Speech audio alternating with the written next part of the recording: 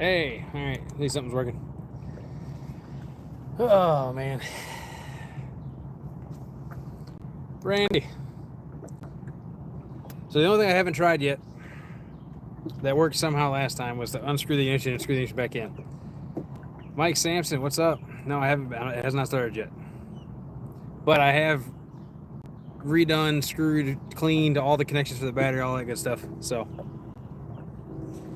and I'm finally out of the swiftest water. If nothing else, we're gonna bank fish this seam, or I say bank fish, anchor fish this seam. But we're gonna do something. But I'm gonna try to get this going first. I so the battery I have, it has the regular post, but also has a screw post, and that's what I have it set up on as a screw post. So that's what I'm talking about. I unscrewed it, cleaned it, put it back on. It wasn't any corrosion or anything on it, but I did it anyway. I did that too. Didn't matter. The only other thing it could possibly be is if that battery is new, so it shouldn't be that. I mean, I have another battery to switch it to in a second, if nothing else. But I'm gonna try one more thing that worked for us before.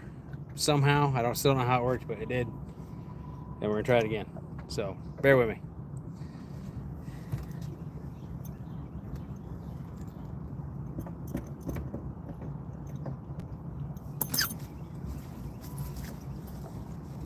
Like I said, if nothing else, we're still fishing, at least for a little bit.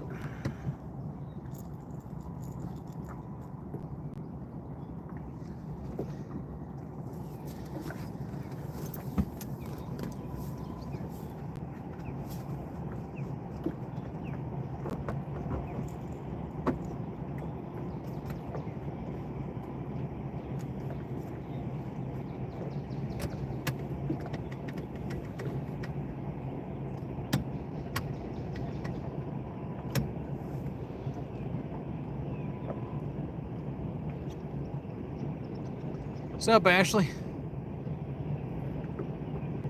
Take a hammer and tap the starter. I really don't think it's the starter, but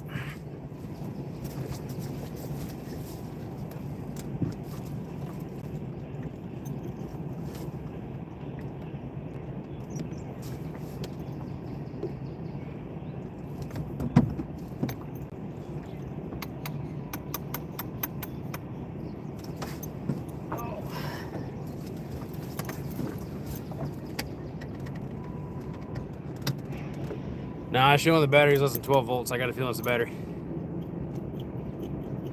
What up, Bo Duke? So I'm gonna try switching that battery quick and see if that does it. We'll just have to see. Loosening the ignition and trying that did not work.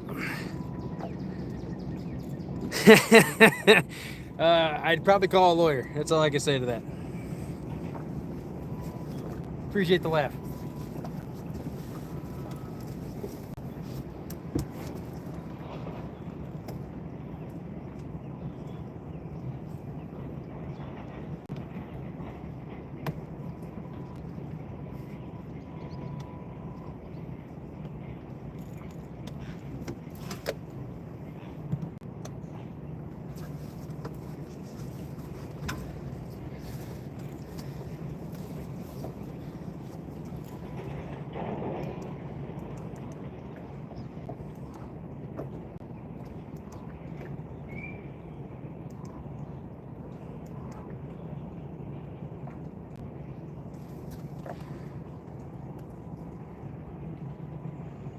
I understand. I don't know about you, but I like sitting too, so I get it. I definitely get it. I know the one I'm not going to be, I'll never claim to be, is a mechanic. Because that ain't happening.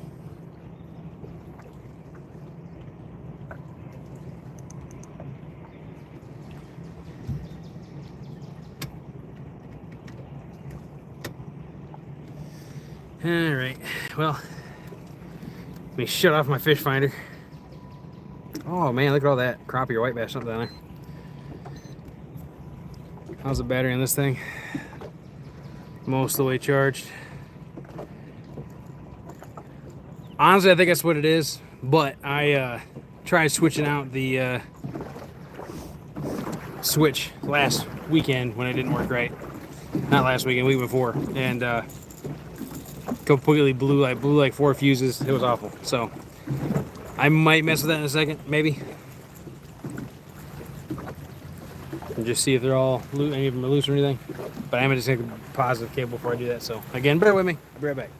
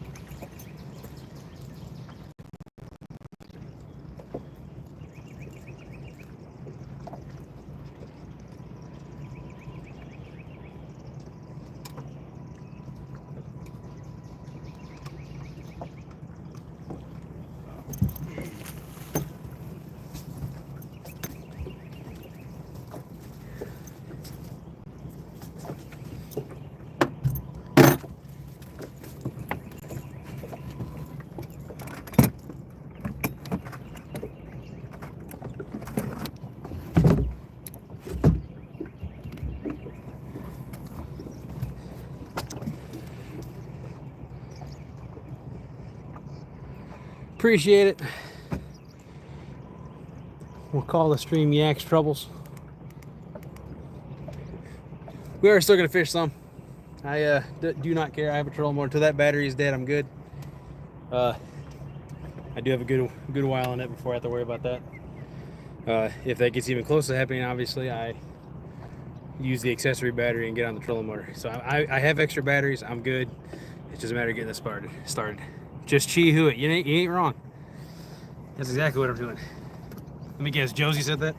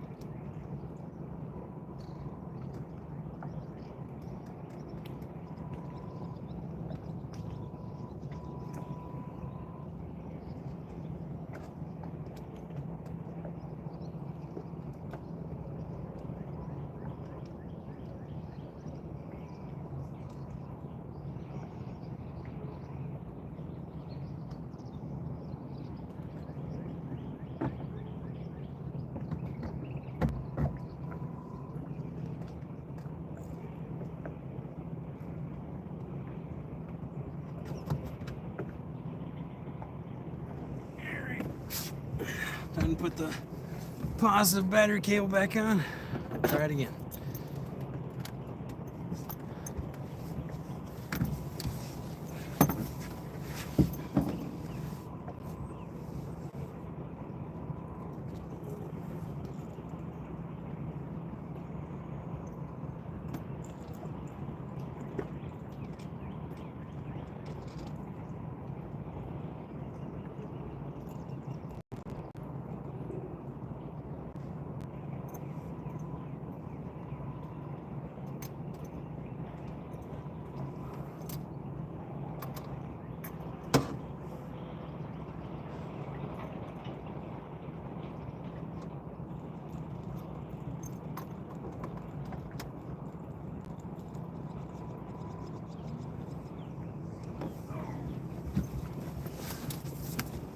All right, wish us luck, guys.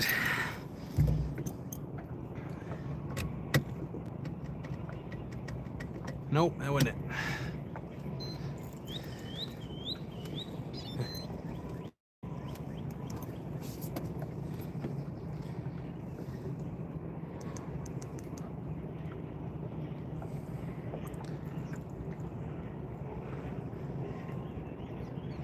Yeah, no kidding, man, no kidding.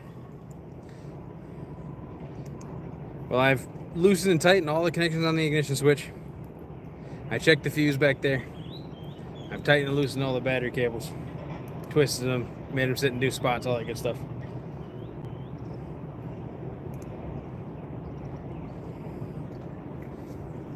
On the plus side, with this trolling motor being like it is and all that good stuff, knowing that I can do it with 2.5 ounces of sinker weight, I will just hug these over here and fish this seam until the very end, in which case I'll go on the other side where the boat launch side is, and I'll drift down that for the final. I'm going to be fishing, Rainbow. I'm going to be fishing. I tried once. The boat quit working. We're still fishing, though. I don't give up that easy. Worst case scenario, I got an anchor and I got paddles. But I got multiple batteries for the trolling motor to be okay.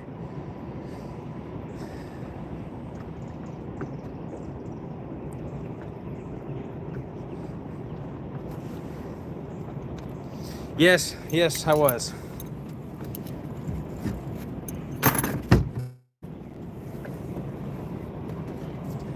But like I said, it ain't over till it's over. We're still fishing. Yeah, no, I'm trying to fish. But like I said, having boat troubles. So, tell you what though, if the catfish don't pan out in a couple of drifts, there's a ton of white bass over here. So we're gonna do something. That's for sure.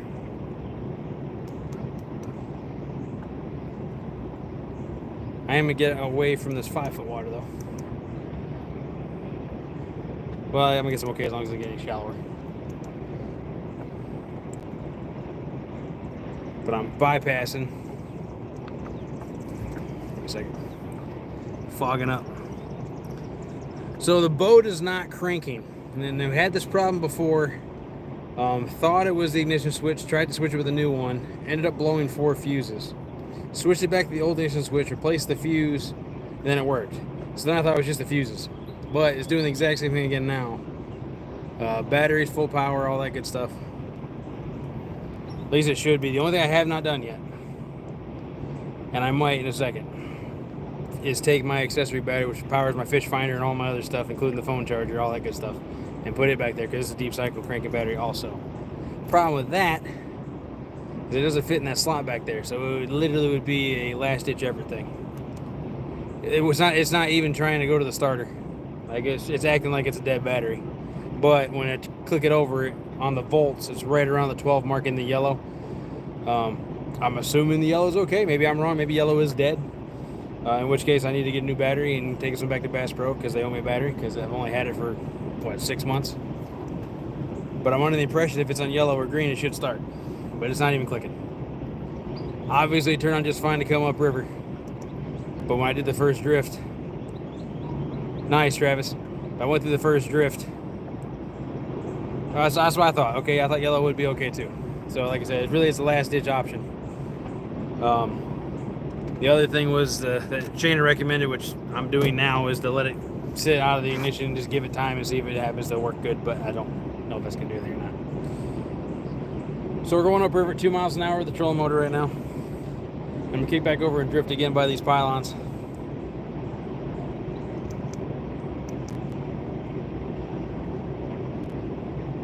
Oh, you know what? I bet you that's what it is because it definitely wasn't a neutral. You might be the hero. Yep, that's what it was. I got a dock bumper here. It hit the thing and moved it in the forward. Okay. Well, hey, we're back to fishing. Oh, hunting and stuff. I believe it was hunting and stuff. Dude, I'm if you ain't got one. Heck yeah, man.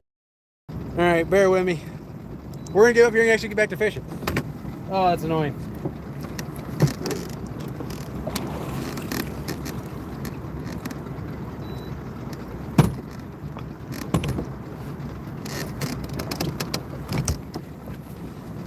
Now I'm wondering if that's the problem we had the other day.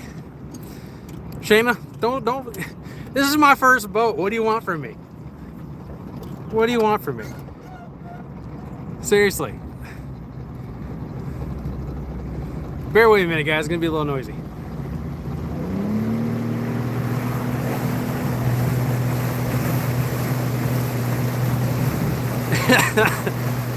you. Thank you.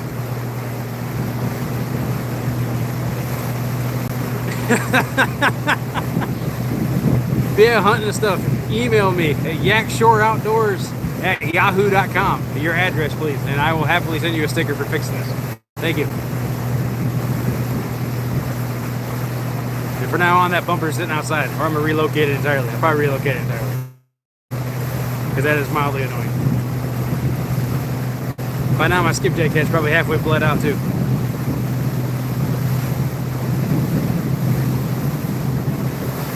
My wife is my biggest supporter and my biggest critic. But competitive angler definitely helps out with that. Appreciate it. But I believe hunting stuff is the one that said neutral safety switch. Yeah, it was hunting stuff. Oh man.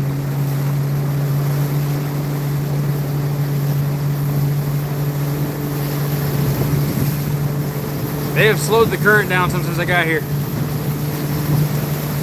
which is not a bad thing. I am fishing for catfish.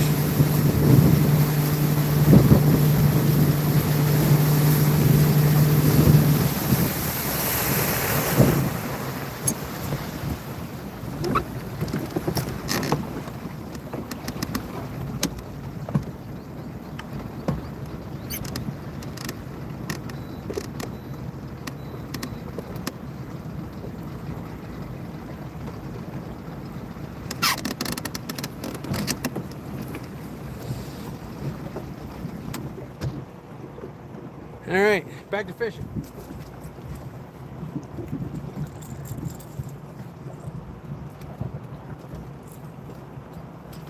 Specifically, Rainbow, we're bumping for catfish. Specifically.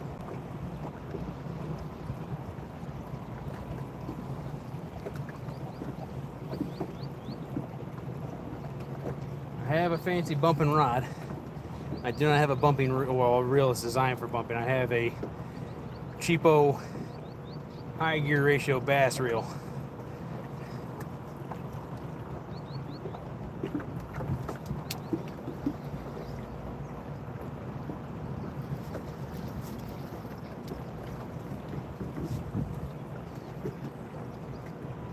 Yeah, they bumped the current down a lot.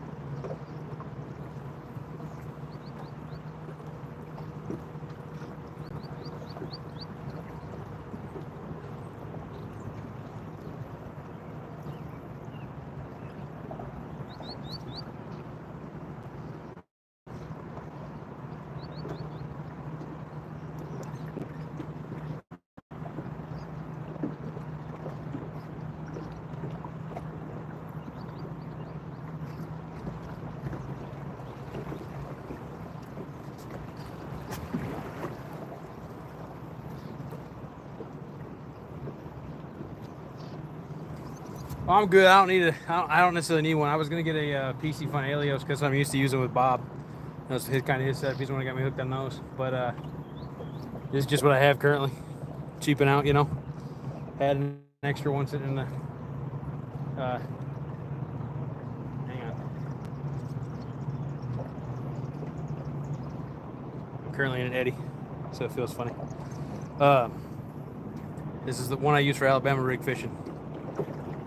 I'm fishing for bass and various other things.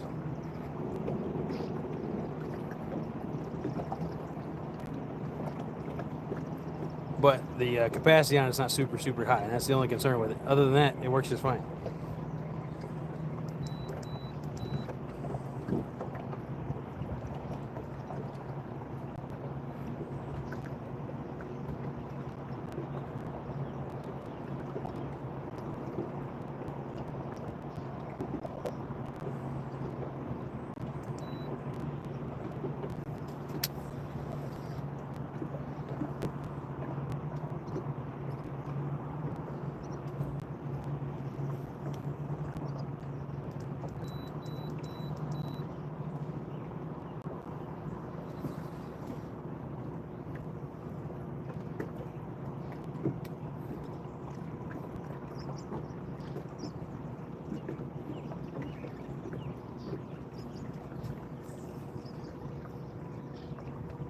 This is a shattered cat.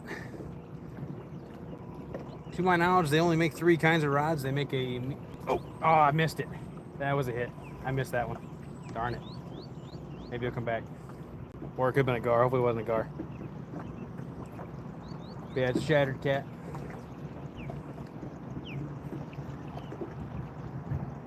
It's the first one I ever used. First brand I ever used of bumping rods. I've used that one. I've used Uncle Lou. I want to say I used Tangling with Catfish. I'm not 100% on that one.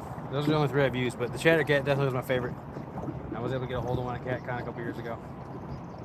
And it's nice.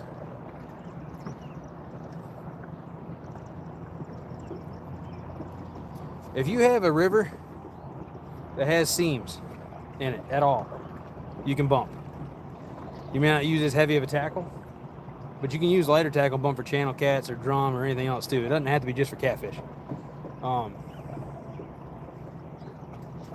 I'd be willing to bet that even sturgeon you can catch with these too if you wanted to, if you were in the right spot and whatnot. It's just a matter of putting the bait in the right spot, having the the right hook and whatnot. All you're doing is all this is doing is moving the bait downriver naturally at a little bit slower speed. I'm using a Demon Dragon mine, so I have a little bit of a noise to go with it too.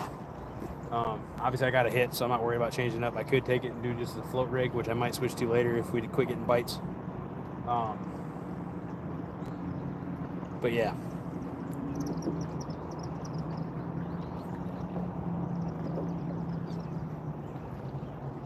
Country Grill, we're actually in the Tennessee River, not the Mississippi River, but we're close.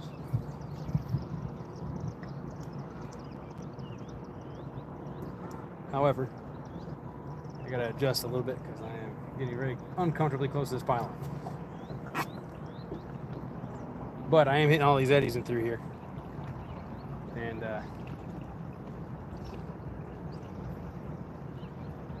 could very easily find something. Hello, Ashley Brady, welcome back. I believe you were here a minute ago to see my mechanic failure.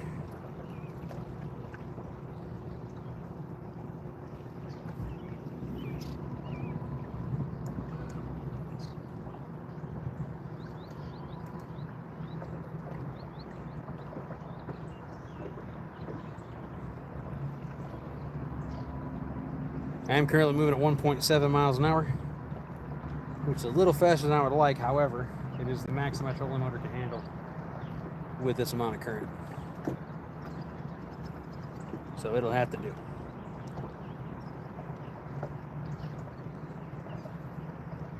Those big round things are barge tie-offs. When they're wanting to stage them up to be able to go through the lock, which is right behind me, well, upstream of me rather. They will stage them there.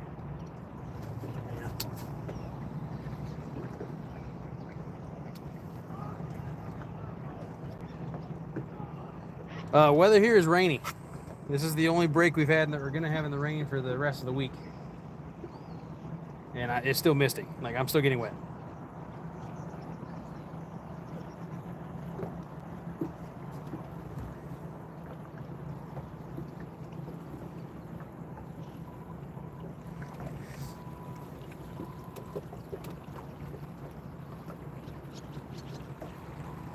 Just had another hit. See if he comes back for it. 21 awesome people hanging out with us. Appreciate each and every one of you. This is the second stream of our first attempt at bumping in our boat since we got it running the way we want.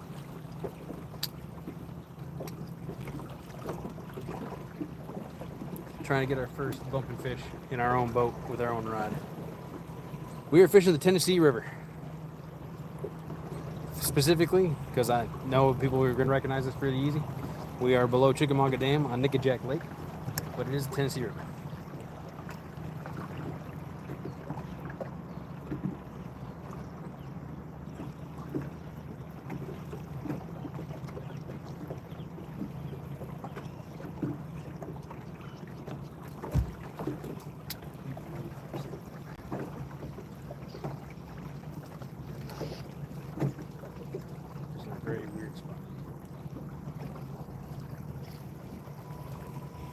Oh, that's why.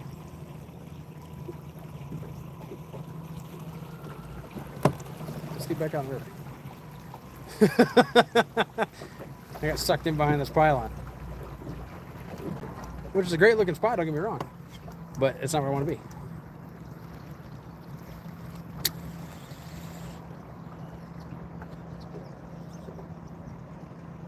Is she?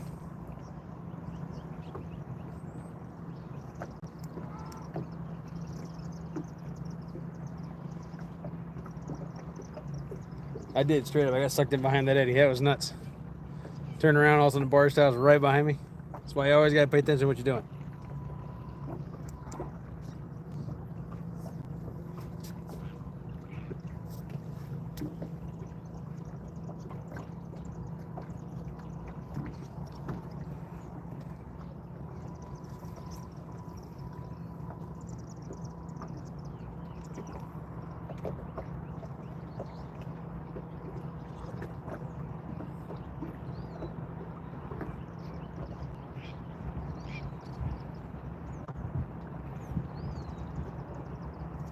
I am only using a 2.5 ounce sinker. I may switch to a heavier one in a minute. Thanks, competitive. Appreciate it.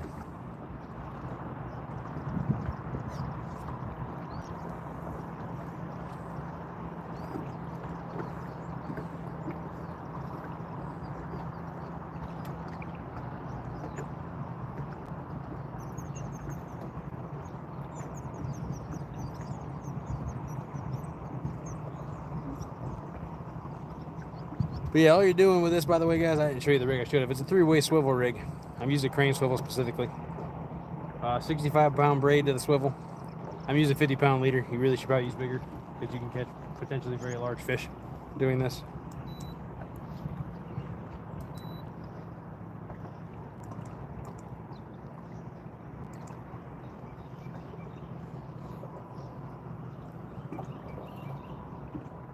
But, sorry. Circle hook, I am using Demon Dragon. I also have a chain swivel on there to help prevent spinning from being a problem. Because as with anything, with river current, there's always a potential for spinning, which just means tangled rigs.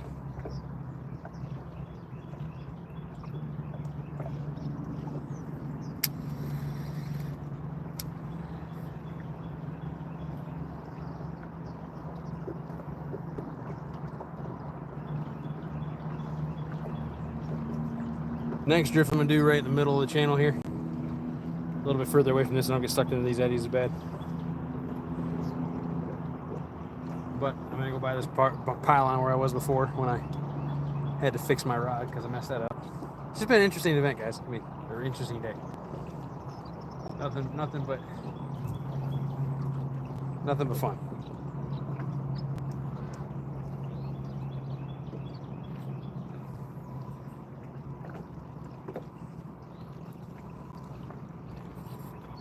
Thanks, Ashley. Appreciate it. If you're talking to me.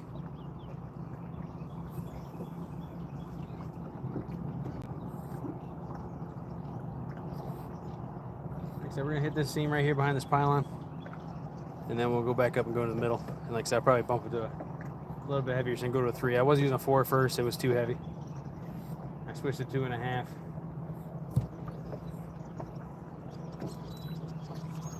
Could increase my speed, actually. I might do that. The current was going like 3 miles an hour, so I was aiming for 1.5 miles. Now we're down further enough down river that I'm going only 0.5 mile. So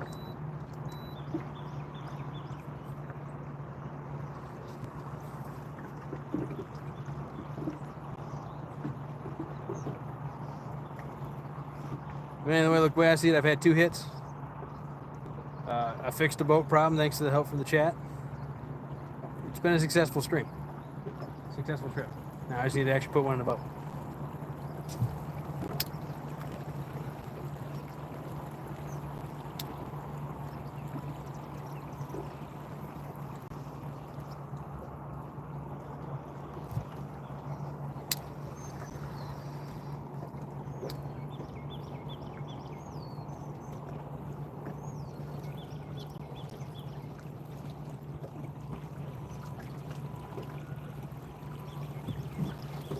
Alright, time to go back over.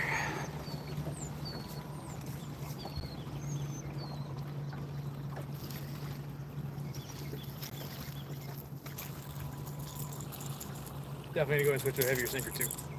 Go for a 3/8 2.5. Skipjack head still has a little bit of blood in it, so I'm gonna keep using it. If I was fishing a tournament and not just for fun, I would.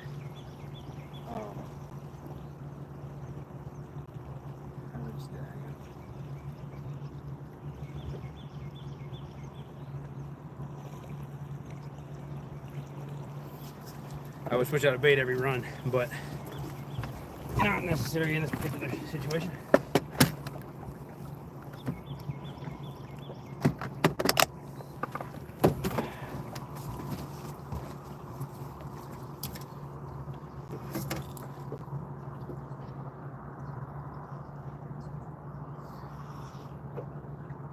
Oh, I'm sorry, back to the rig thing. The three-way rig, the bottom section is a sinker loop.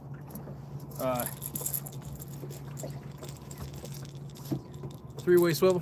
That's sorry, chain swivel. Three-way swivel. Fairly long leader. I use Demon Dragon, chain swivel, and a skipjack, and a sinker on the other loop. And the idea is that you're bouncing the bottom, keeping that bait right in their face, following the contours of the bottom, and literally putting it where they want to have it. So, like I said, we're gonna go back upriver quick. Hey, it works. What do you know?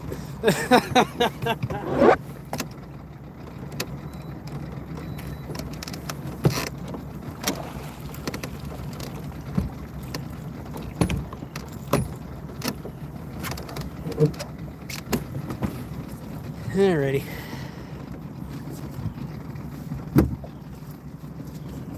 Well, that was a big fish, Mark. That's right.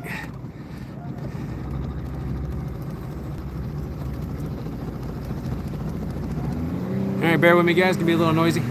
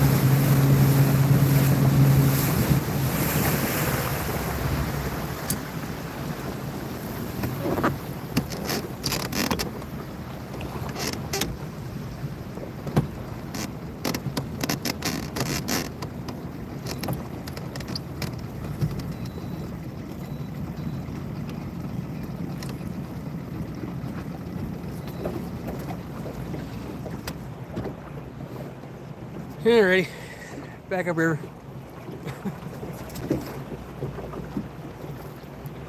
Thank you, Ashley. Appreciate it.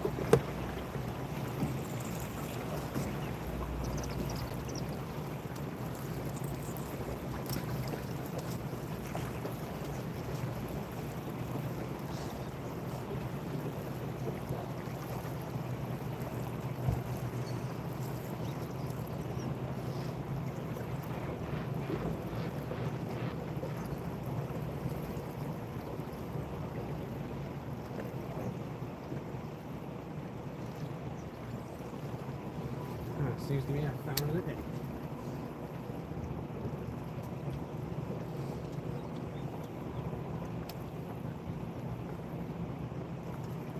But we're gonna fish it.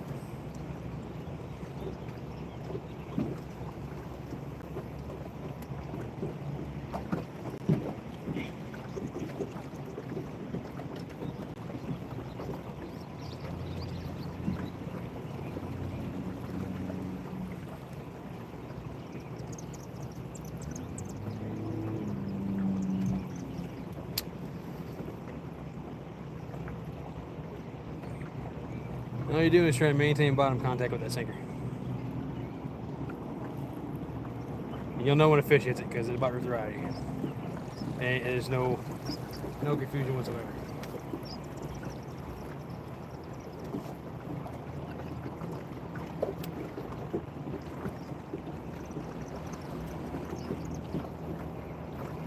I know, Lisa, I know.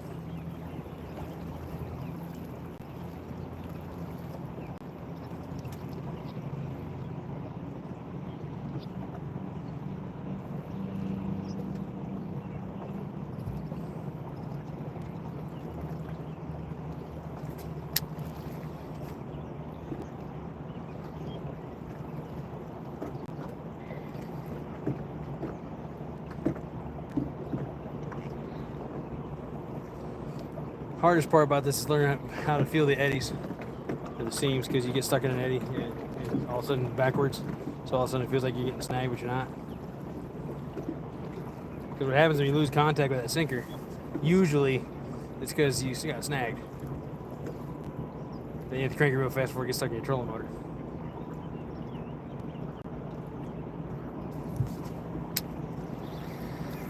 Like, see, this time I got snagged.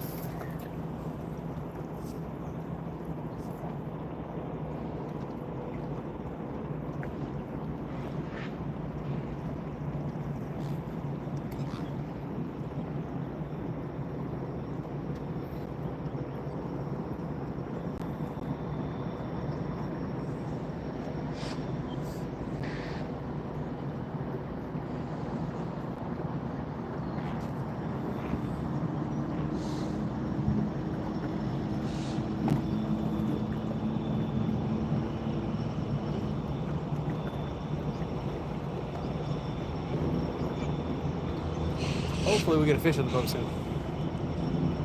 I gotta figure out this net I got's too big or not, or too small maybe.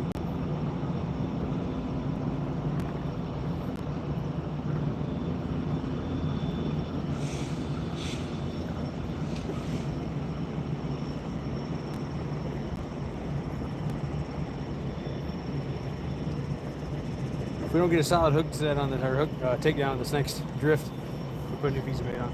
A smaller one, probably do a fillet or a chunk as opposed to a headpiece. I got a headpiece on right now because go big or go home, right? Well, I ain't going home yet, so went big.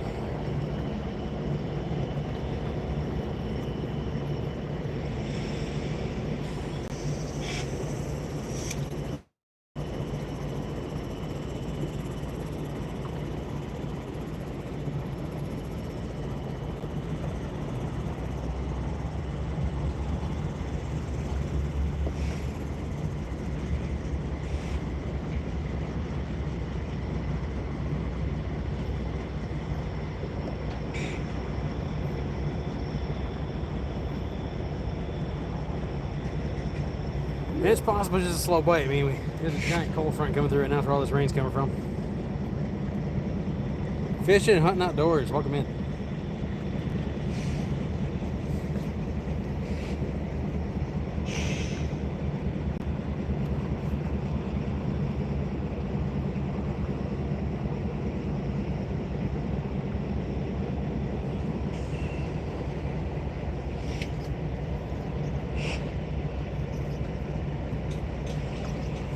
Just hopping in, we're fishing the Tennessee River.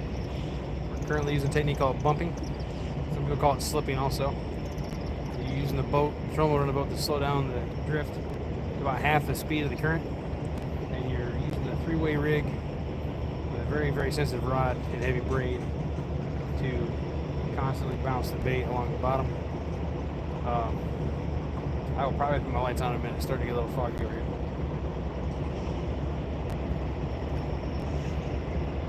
Be expected with rain, I guess, though.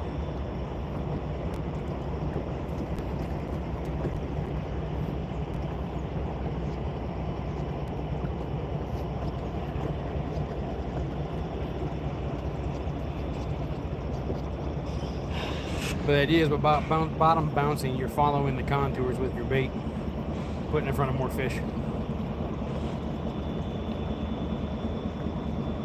I did have 2 hits earlier. I missed them both. These are pretty big bait though. That was a good fish, Mark. Surprised he didn't get it.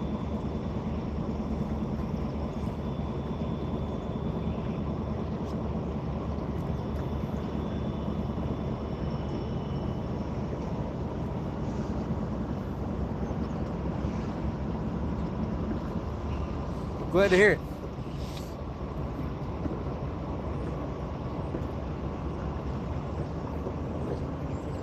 Hopefully we can turn fishing into catching in a minute.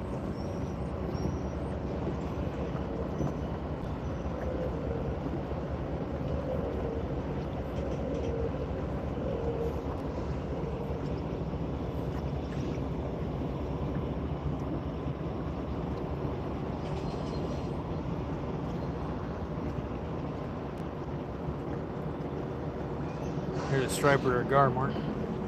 Way up in the water column.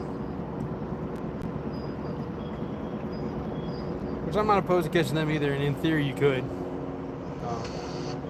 Gar usually take the bait off because you're usually using too big of a hook for them to get it. Because you kind of let them sit there and chew on it and swallow it. You'll actually get it in the corner of their mouth. Striper get hit though. Usually they're not that low in the water column though. They're usually up higher, following the shad balls or whatever. I don't see any shad balls yet. I saw a crappie bed. I am not using side scan, I only have down scan, so I literally can only see right under the boat. I know there's bait. I know they're up towards the top of the water, but obviously where there's bait, there's catfish. Along with every other kind of fish in the world, let's be honest here. But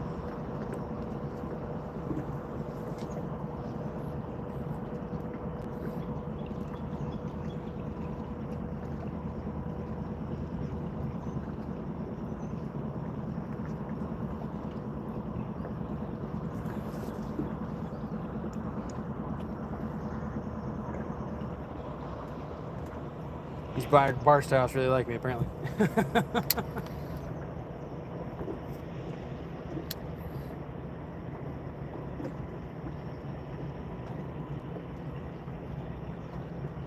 Man, I would not be opposed. My wife actually hooked into a 6'1" back in March, which was quite fun. She had it on 12-pound line. We did land it, but we did not get a picture with it, unfortunately. So I have some video footage of her fighting it. I don't have any footage of it being landed because I put my phone down so I get it up on the sidewalk. And I wanted to get my phone again, and it flopped back in the water and broke the line. So, yeah. On a little tiny size 12 hook, or no, sorry, it was a size, I think it was a size 8 circle hook with a little tiny piece of redworm on it. We were trying to catch bait for a catfishing trip. And it was interesting.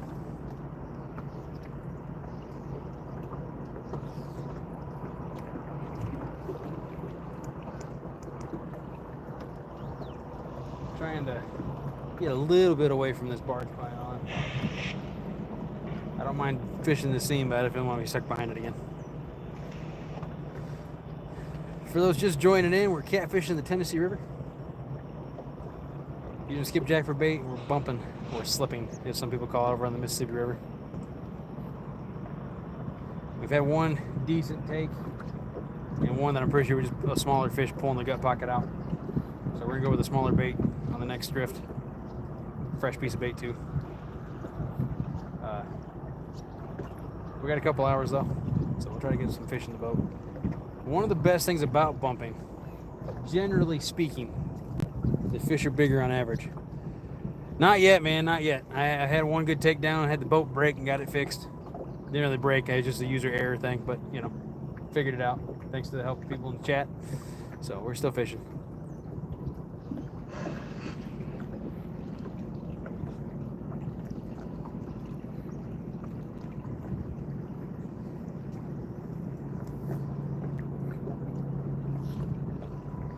Yeah, no kidding, man, because there'd be like 800 people here fishing in my spot. Or if Bob's still here, it's his spot, as he says.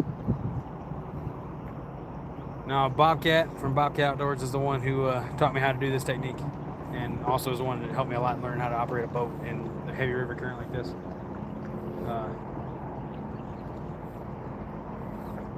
He's a very good teacher. Hopefully, eventually, I'll do him proud here. As of now, it's not happening.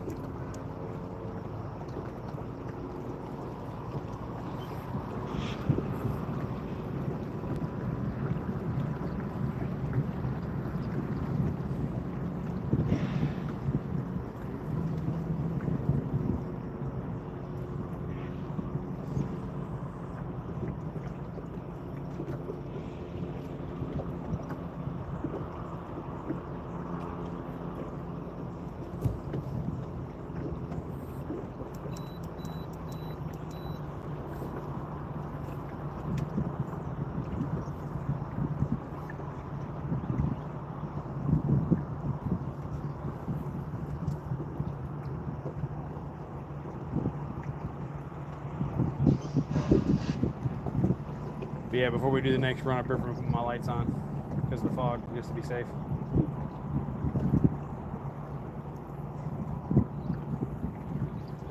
If it gets too much foggy, I'll probably call it early just for the safety factor. It's better safe than sorry.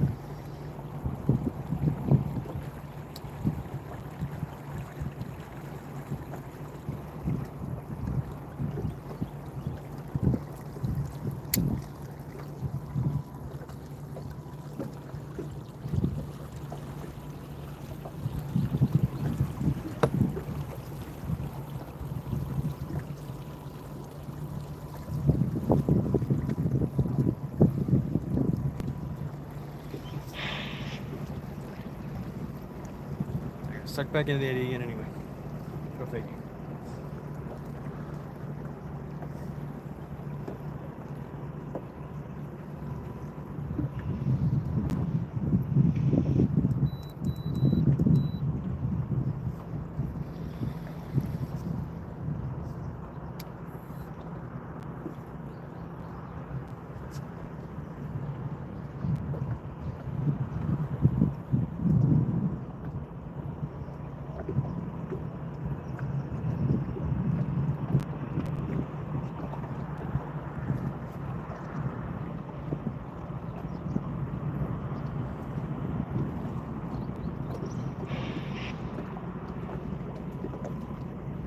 Hope everybody's having a good week so far. Halfway through the weekend again, for those who work a Monday through Friday schedule.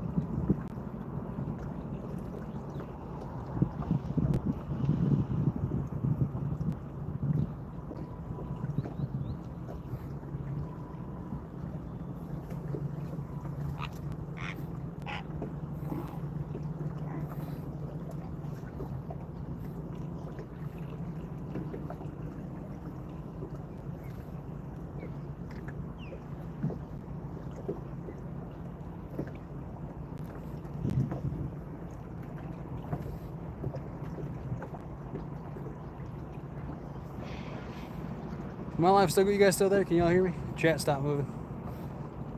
I'm assuming it's just the silent anticipation for a bite, but just make sure it's still working because it did die on me earlier. Right around the same spot.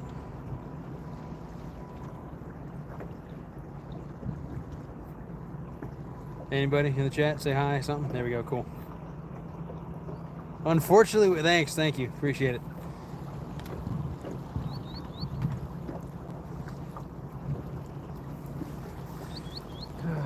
With friends like Burrito, who needs enemies?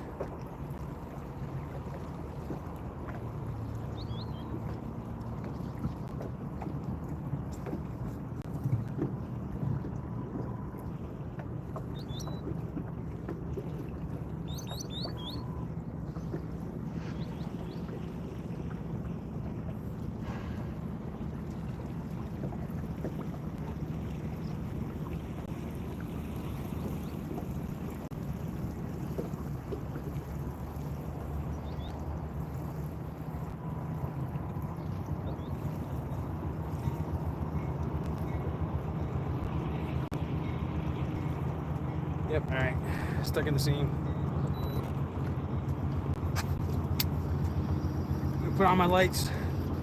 Freshen the bait up. Go for it again.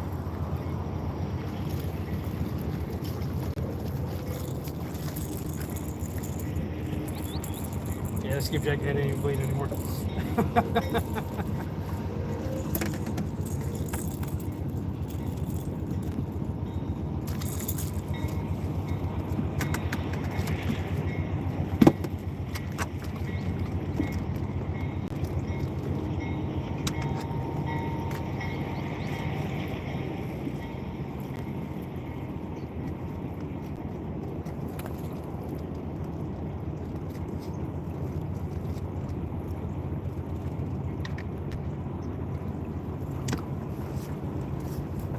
Body choke.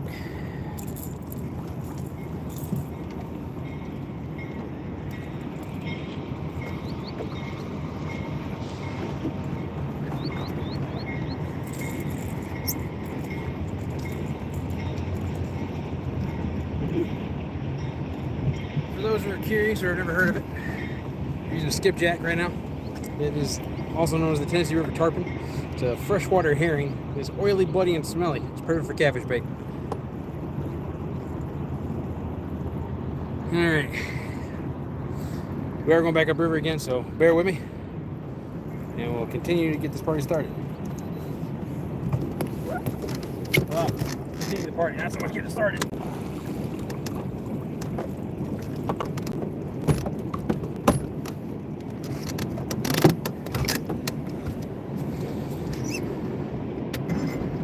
Oh yeah, fired right up.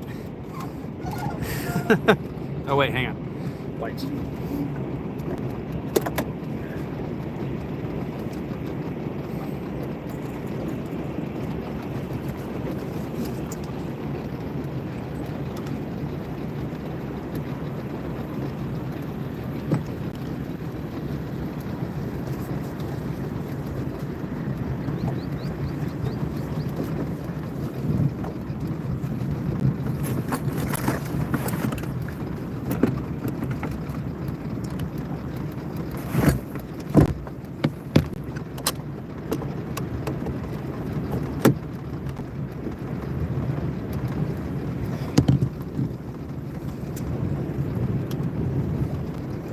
Alright, now we're legal. Go back upriver. Try again.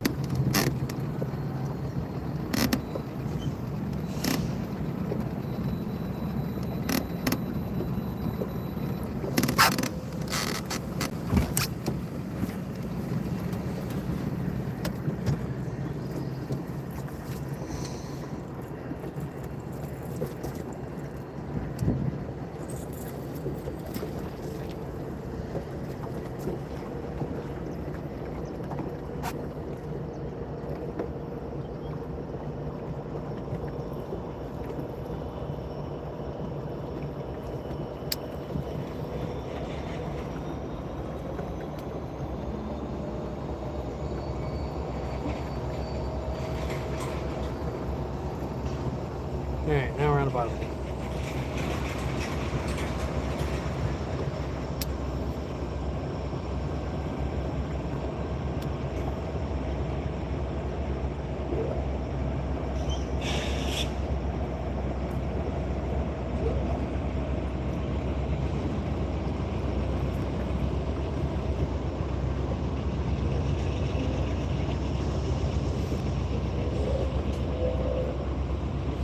Don't worry if it gets darker, I got more lights. So we can keep fishing.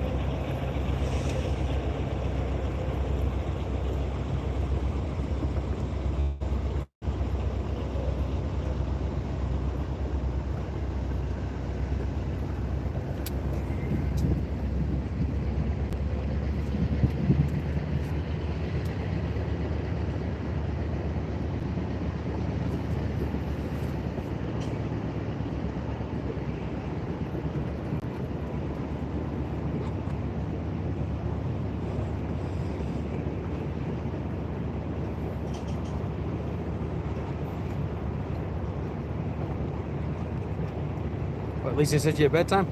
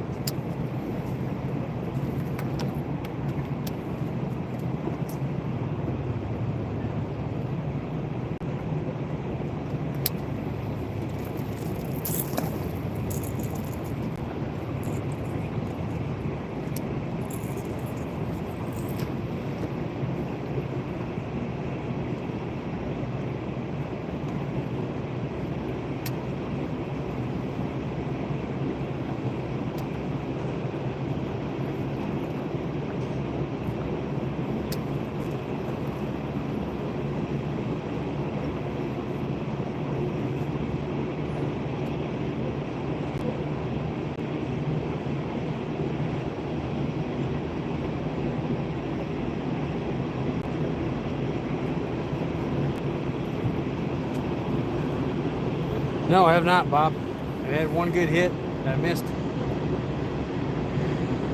And I had boat problems.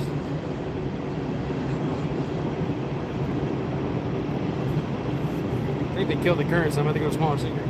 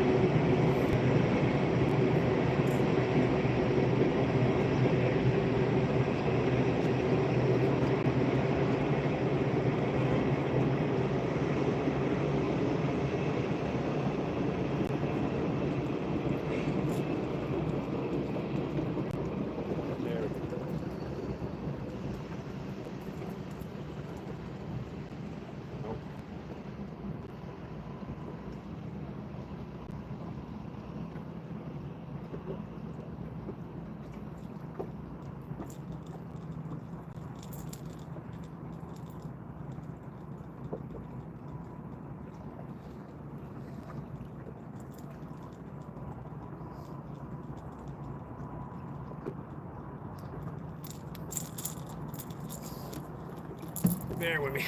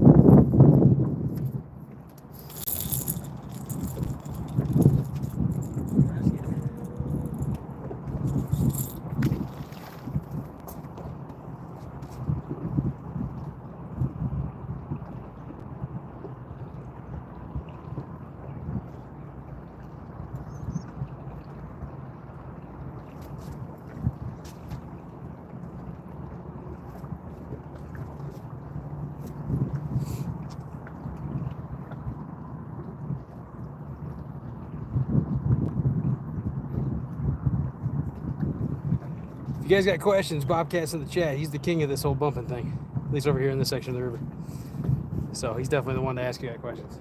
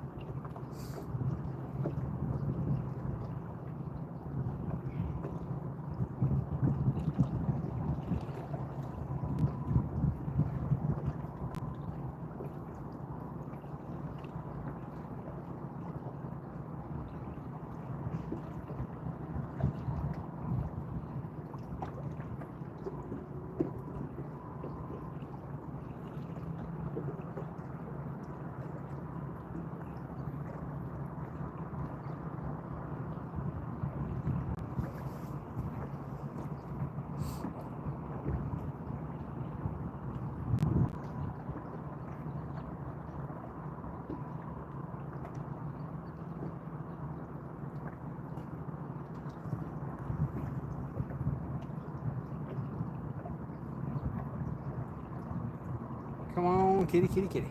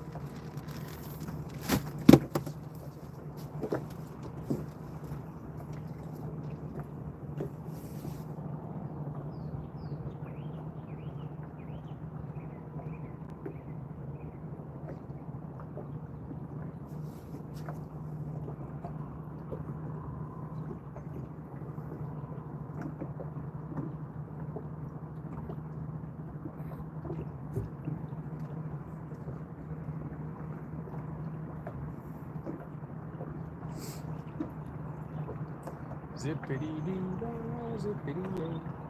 Where are the fish? Wish they'd say hey. Oh, that's a big mark. It probably was a catfish, but obviously we're past it already.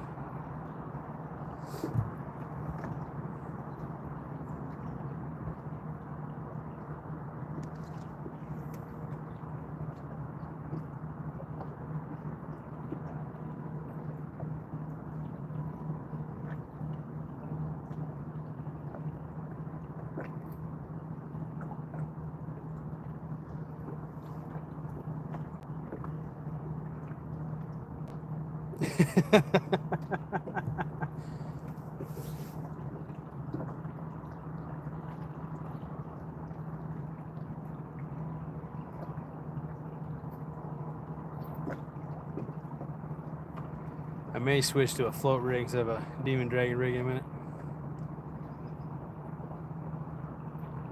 We've had three hits that I know for sure were bumps of fish of some sort. One that actually was fairly decent but didn't hook up. I would have thought we'd see a few more fish or have a few more hits by now, but I'm also new to this, so. Well, new to doing my own boat. I usually just cast where Bob tells me to cast. But bumping anyway.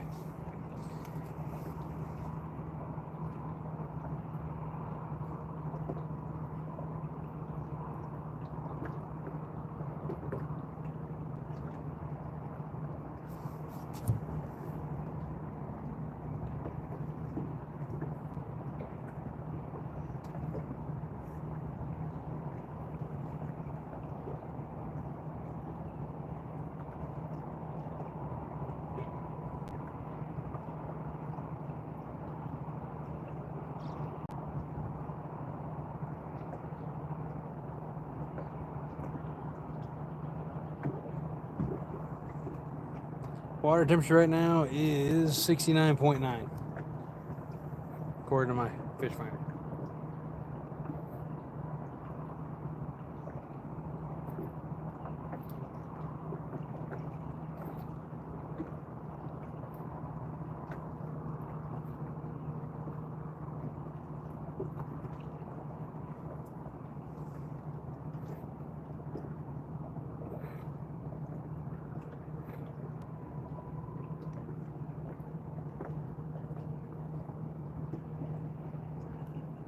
Small fish mark, big rock.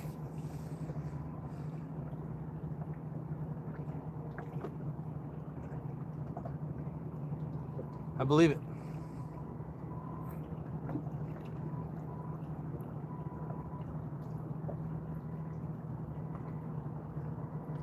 I wasn't necessarily expecting to catch a ton of fish. I was just hoping to catch one good fish. Or decent fish at least.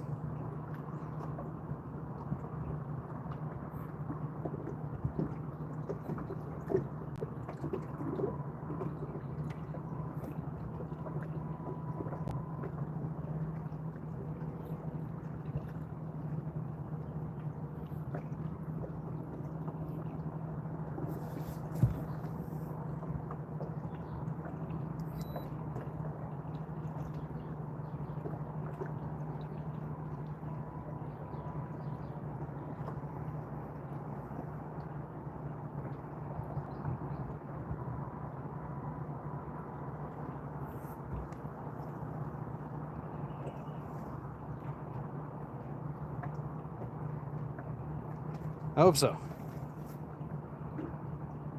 I do have other bait too. I do have a gizzard shad, and I also have some threadfin. Which the threadfin was all I could catch them on the last 2 weeks. Not bumping, but just in general.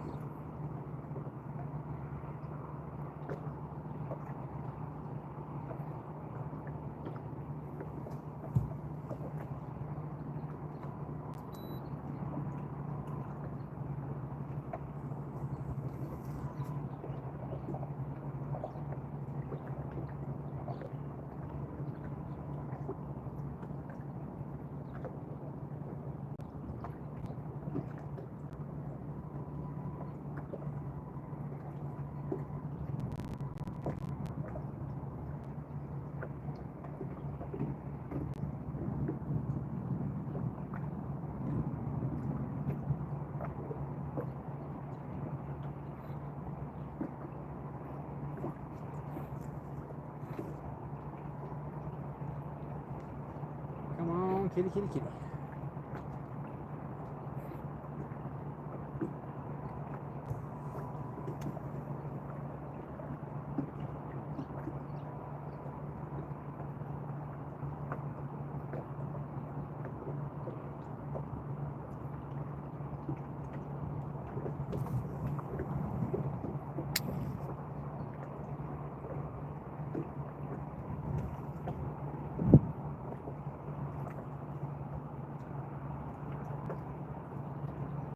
Awesome people still hanging out with us. Appreciate each and every one of you.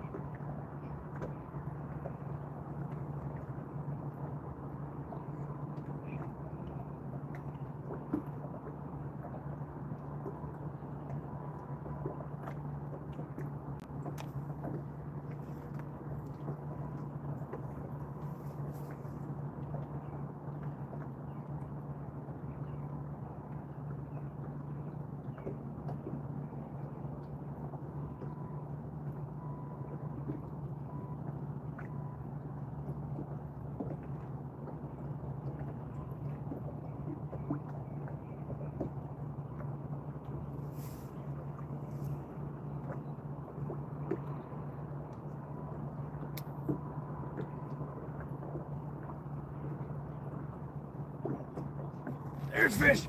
There's fish. Fish on, guys.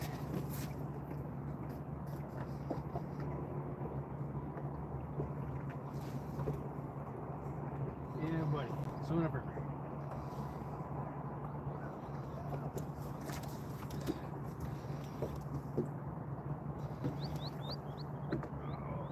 Skipjack body section.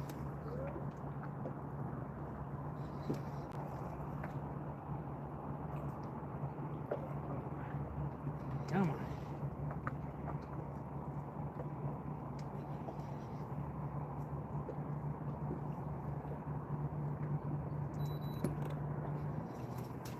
Killing the trolling motor. Feels like a pretty heavy fish, guys. Oh, it's a good fish. Oh, it's a good fish. Oh. Yep, swimming burger. Swimming burger.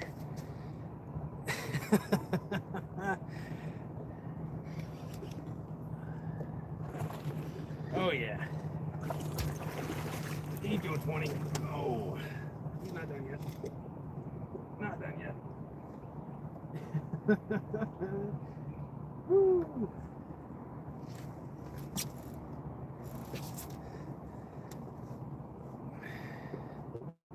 If you guys have bass fish, you like feeling the smack of a good fish, you need to try bumping for catfish.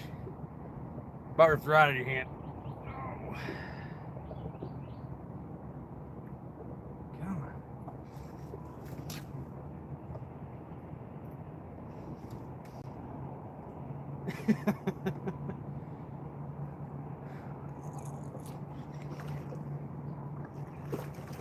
Ain't you done yet? Nope.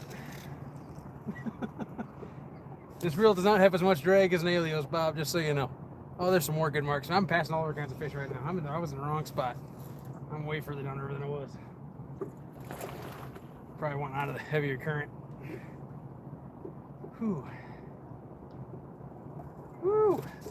This is fun. Thank you, thank you, thank you. Well, don't say good job yet, I guess. I haven't gotten on a boat yet. Come on.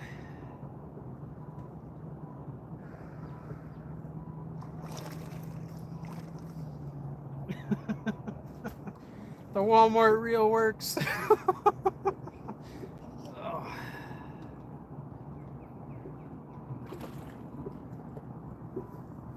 Alright, let's. Oh, I don't need the net ready. Oh, I done goofing that one, huh? Oh, that's not good.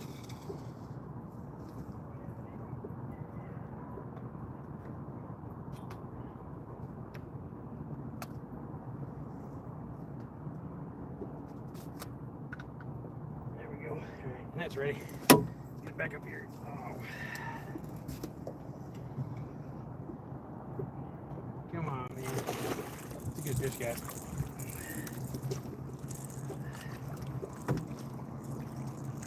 Oh, yeah. Oh, man. It's a much better fish than I thought originally. Okay. Oh, man. Woo. That's a good fish, guys. Woo.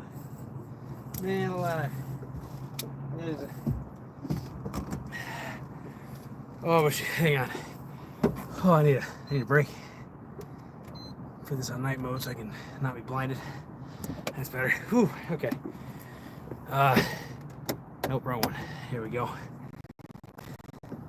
That's a little braver than I wanted to be, but it'll be okay for what we got here. Oh.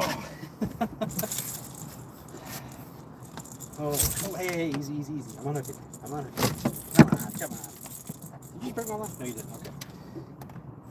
Oh, this is a big fish. Big fish. Oh.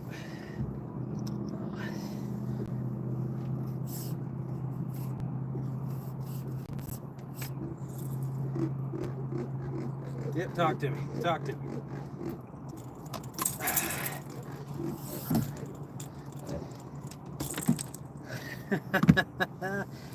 Oh.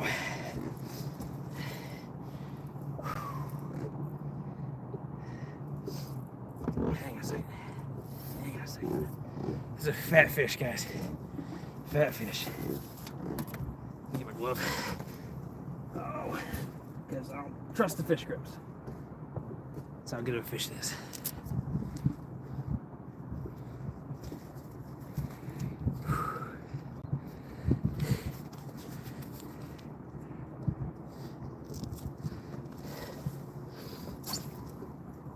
Alright. Spot locking. That I should have done a long time ago after I got him landed. Oh man. Big fish.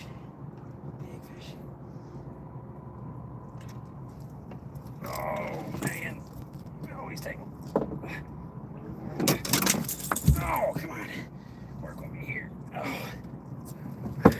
Woo!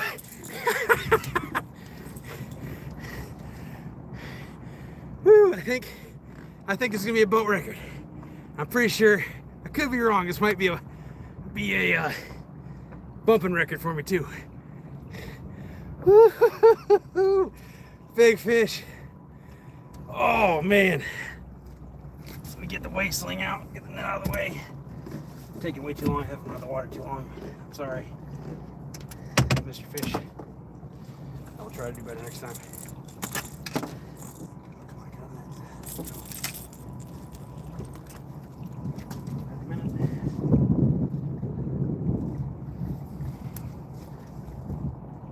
Oh dang, alright.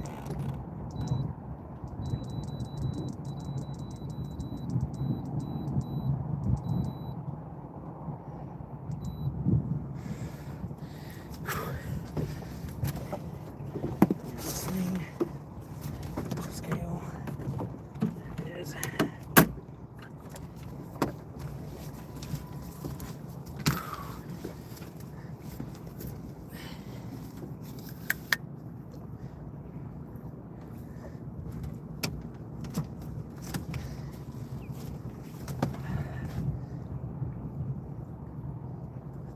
Oh, in the sling.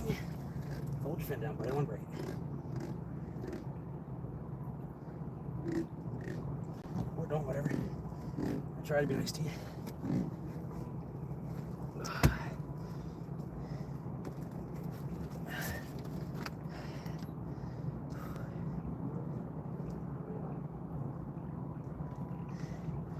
This waist sling weighs 1.4.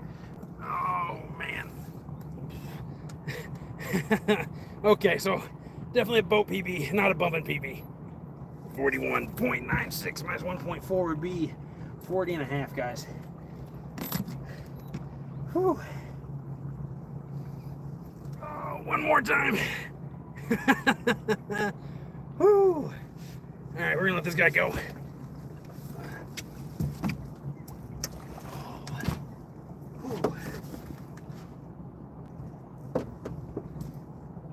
he goes. Woo! Yes. Oh man.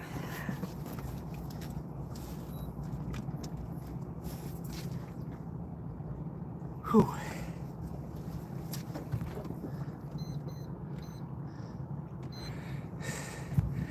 $40.5. That's right, let your fish go. Oh man. That's what's up. That just made my day. That made the trip right there. Let me turn the brightness down on this lights a little bit.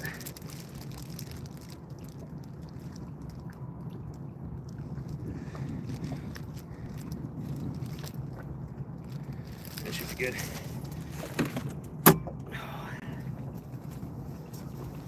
Get up another piece of bait. Head back up river, do it again. That was on a body chunk, so we'll do another body chunk.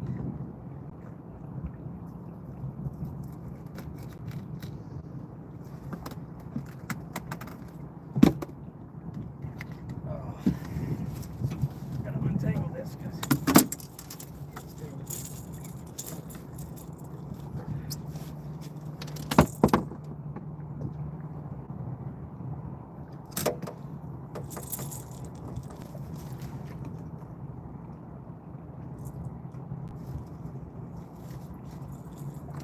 Obviously check your rig, make sure it's good. Have a smidge of fraying there, but I think it'll be okay. That section's good. Yeah, good.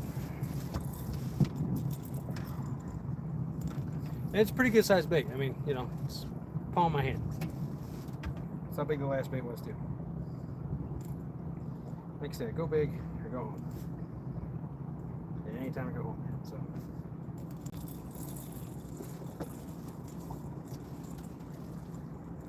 Using a 2.5 ounce sinker. I'm about to head back upriver. Delkin, welcome in. That was on the skipjack, yes sir. It was. All right, bear with me guys, it's gonna be noisy again in a second. 27 ounce people, appreciate you stopping by. Just caught a 40-pound fish, it's 40.5. See if we can do it again.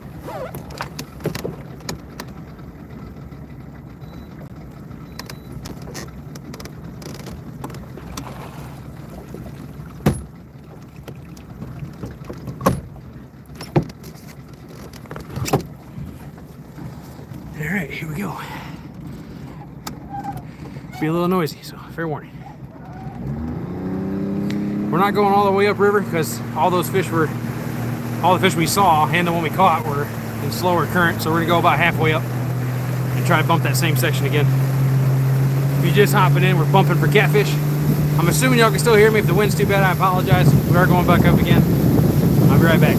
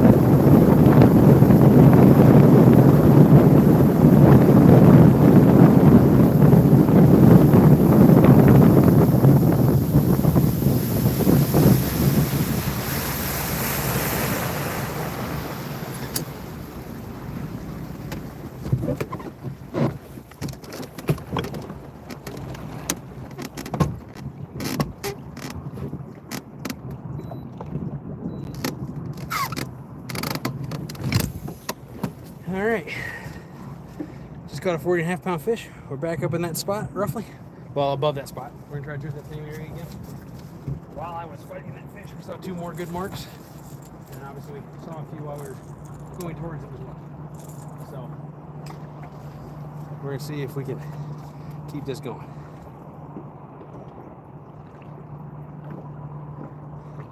Be a little more aggressive with the bumps at first when we cast it in. I find that it helps get started good. There we go. See? A little too much.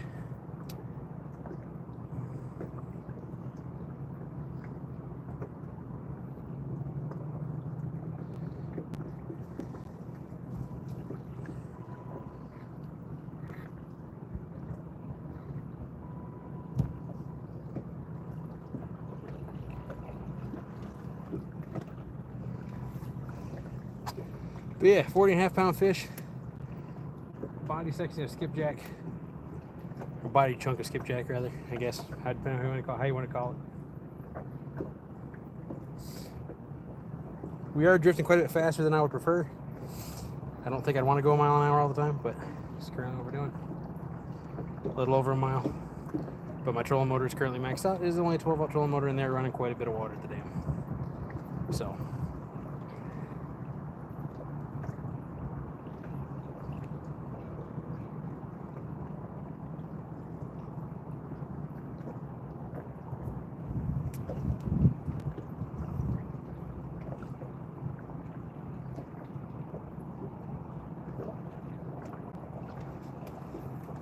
For those of you just hopping in, we are bumping for catfish on the Tennessee River. We are below Chickamauga Dam on Lake Nickajack. And we are, like I was just saying a second ago, we are bumping for catfish. All we're doing is trying to maintain about half the speed of the current if we're able, and present this bait in as close to a natural way as possible, just at a little bit slower speed. By using a 3-way rig, aka bumping rig. In this particular case, the only difference being it's a little bit longer leader than you normally would use for a 3-way rig, and you're using a heavier, well, not necessarily a heavier sinker. You're not trying to get it to sit still. You're trying to have just enough weight for the sinker to be constantly hitting the rocks on the bottom, or sticks or mud or wherever you're fishing. In this particular spot, it's all rocks.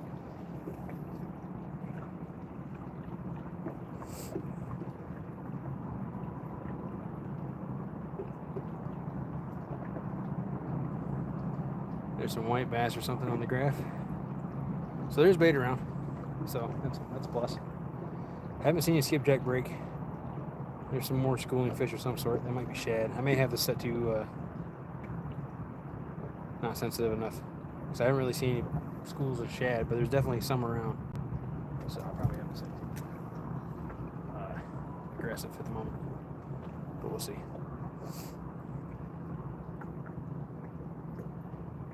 I noticed chat stopped moving. Everybody's still there? Can you hear me okay? Everything able to be seen?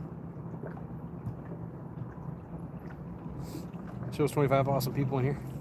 If you don't mind, you're stopping by and enjoying yourself, or at least getting a good laugh out of something, feel free to hit that like button. It helps me out a lot.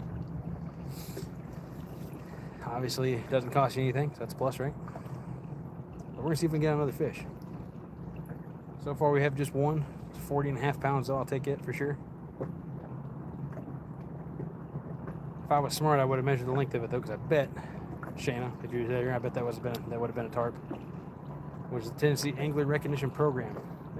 They established a length for all the sport fish species and a couple of the rough fish species.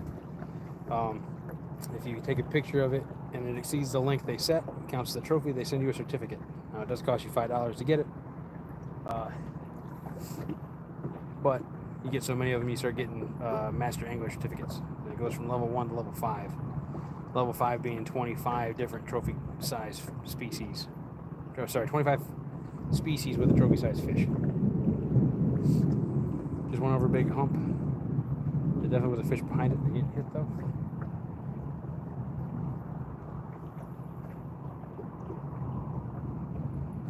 Alright, now we're a little further downriver. We're only going 1.6 miles an hour-ish. GPS isn't perfect.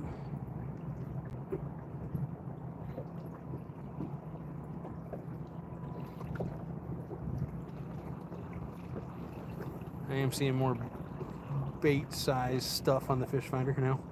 Now it's possible I just couldn't see because I had it on daylight mode. It was just too bright. But I'm seeing a lot more activity on the fish finder, which is good, generally. We're in the time of year where a lot of times night fishing is where it picks up at, in terms of bait activity and whatnot. Also, when it gets too hot, it gets hotter. Like water temperature is almost 70 degrees. Once you get into these hotter temperatures, generally speaking, the bite seems to be better at night.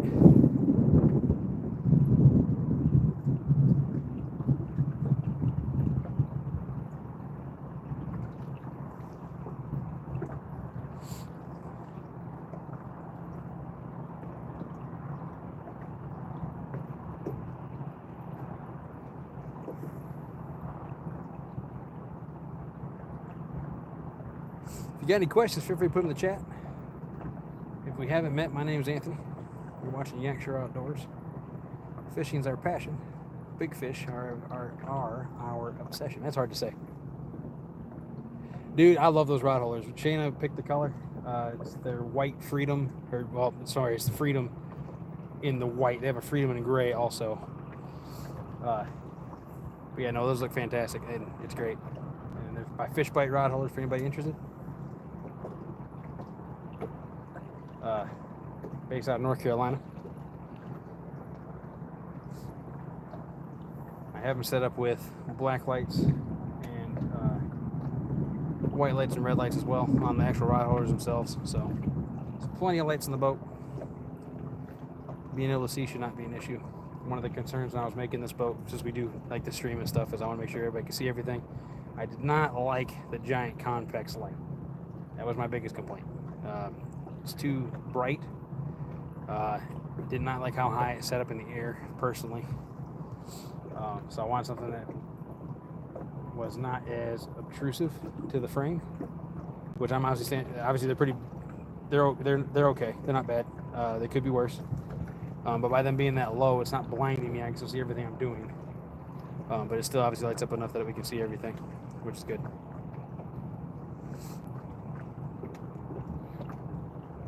And those lights I have installed are just rocker lights like you'd see underneath of a car. Nothing fancy, but they work great. And then I can change all the colors. I got pretty much any color I want.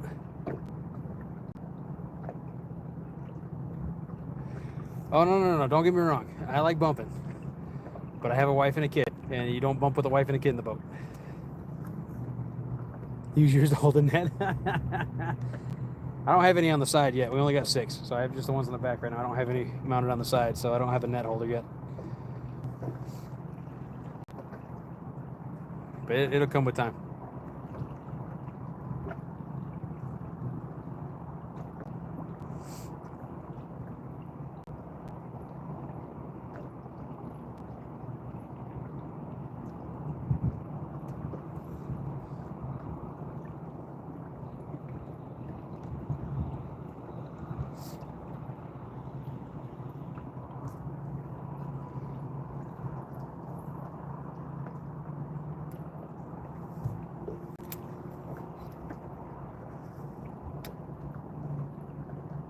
Oh, I went over a big hump. That's what happened. Okay.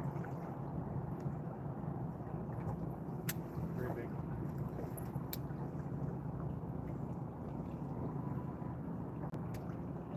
I'm marking fish everywhere now. I was definitely in the wrong section of the river, apparently, guys. At first.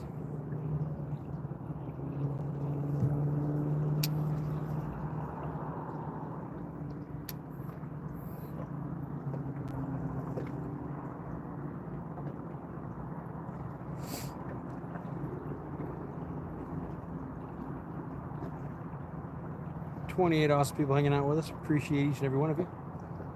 If you weren't here to see it, we did catch a 40.5-pound blue cat. We are looking for another one, hopefully. Wouldn't mind one a little bigger. Current record for me on bumping is 46 pounds. Personal best is 56. My wife, on the other hand, has never caught a fish bumping. So eventually we'll get around to it if she was interested. But she's a little nervous about the idea of having the rod in her hand and getting hit by something that big. Which is fair. But she does have the house record. 78 pounds. Blue cat she caught last year. Need to get that video out. If you guys haven't seen it, I have a full length video of the whole entire trip, but I need to get that short out. I've been slacking for sure. Been working a lot. Been parenting a lot. Not that any of it's really excuses. I just haven't done it yet. So if you're into that kind of thing, you like big fish, watching videos, learning stuff, just being outside or virtually being outside, feel free to hit that subscribe button. Otherwise, sit back and relax and see if we can get another fish. We do have a little bit longer, got another hour about, or they consider calling it. I am not opposed to fishing in the dark. I am set up to do so. But I do have to work tomorrow, so can't be out all night.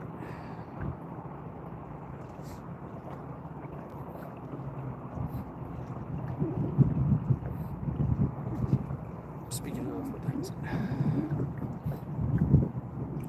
Yeah, it's 9 o'clock. I got about an hour that I have to go. So, Fishing until 10 o'clock Eastern time. It's currently 9:07.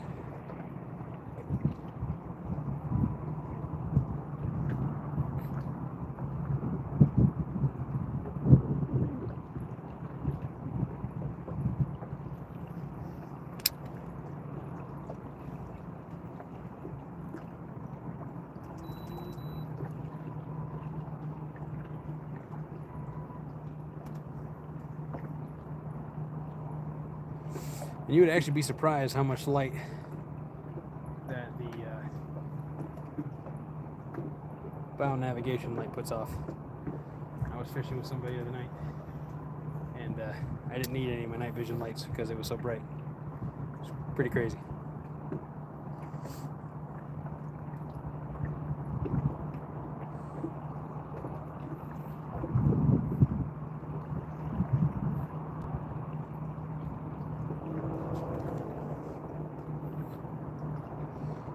We are roughly as far downriver as where we got hit by that last fish. We are not in the same column, or row, I guess, rather. Pretty hard to go the exact same path when you're dealing with current. But there's rocks all the way through this thing. There's fish all the way through this thing. So, biggest fish I've personally seen come out of this stretch, just downriver from here, is 102 pounds, I think. Several miles downriver was a 101 pounder, 112 pounder. Upriver of me, I know of a 75 pounder. Ooh, that was a good mark. Why didn't he hit?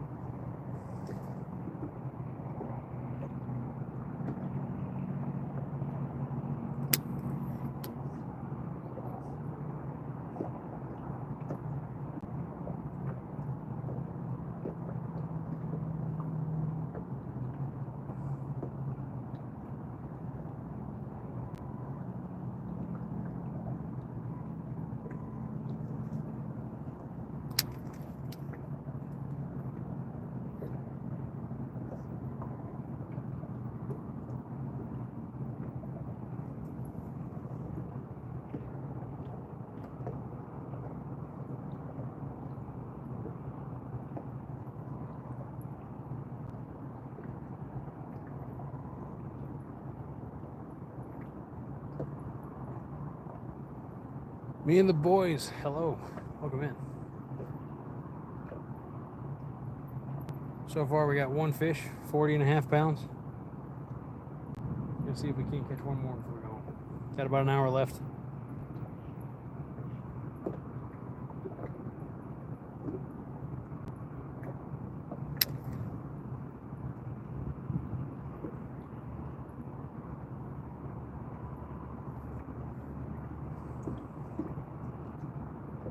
I let it go. You'll have to go back and find it.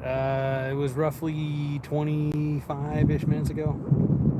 If you want to go back and try to find it. Otherwise, I will have a clip of it later. When I get done with this, I'll try to find it and clip it.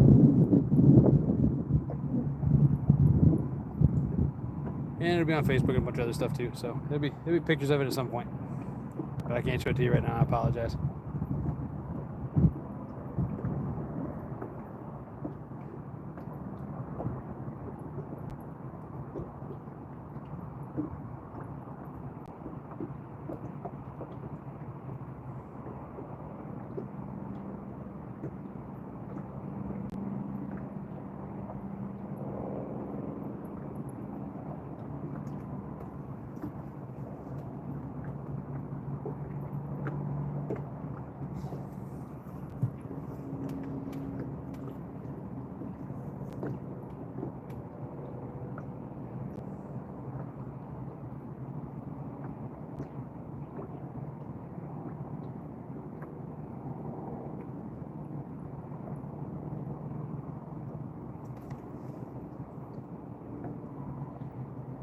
Sampy, caught a 40.5 pounder while you were gone, buddy.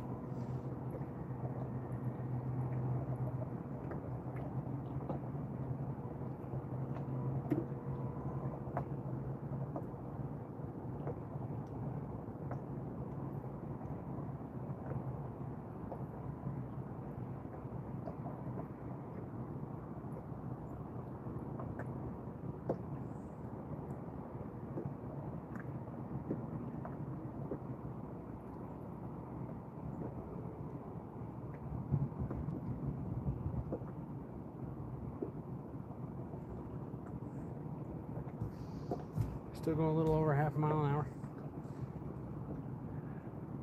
Once it slows down a little bit further, we'll go back up and try another pass. Put on a fresh piece of bait at that point.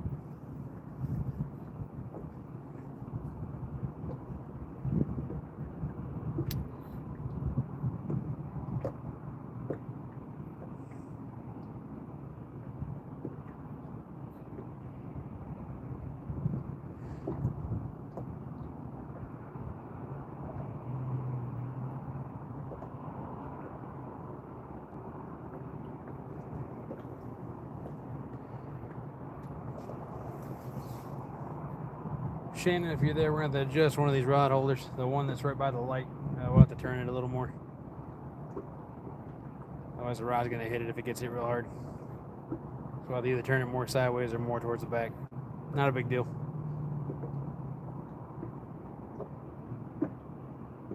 We'll obviously make the other side match.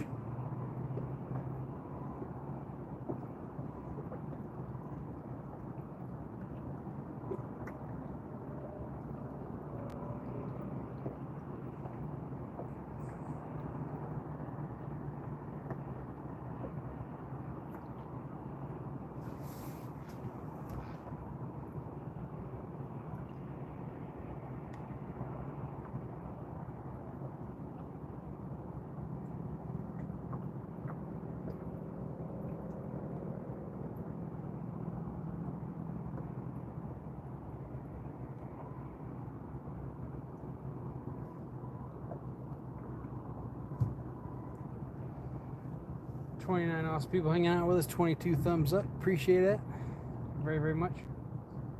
If you haven't already and you feel like hitting the thumbs up button, it would do me a solid. Help me out a lot. And if you like fishing or seeing more of this type of stuff, feel free to hit the subscribe button and turn on the notification bell so you won't miss the next one. We do stream a couple times a month at this point. Now that we got the boat going. We did take a break while we were working on that, trying to just focus on getting it done.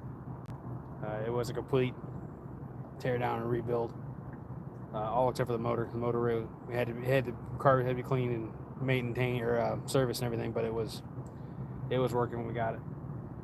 But the boat had to be redone. The wiring, quite a bit of it had to be redone. the foam on the bottom, all that stuff. So it was a mess. Appreciate that, Bob, hitting it twice. So it cancels out. You the man, buddy. You the man.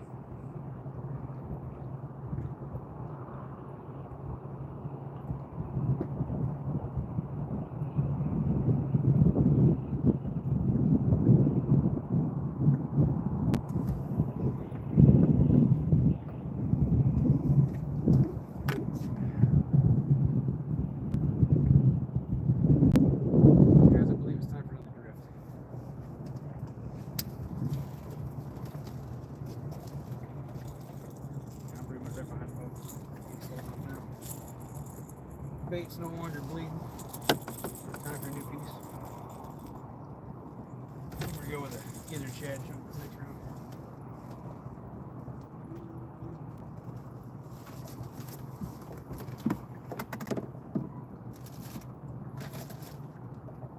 No, we're not. We're gonna go with another head.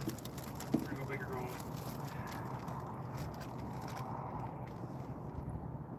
Big old skipjack.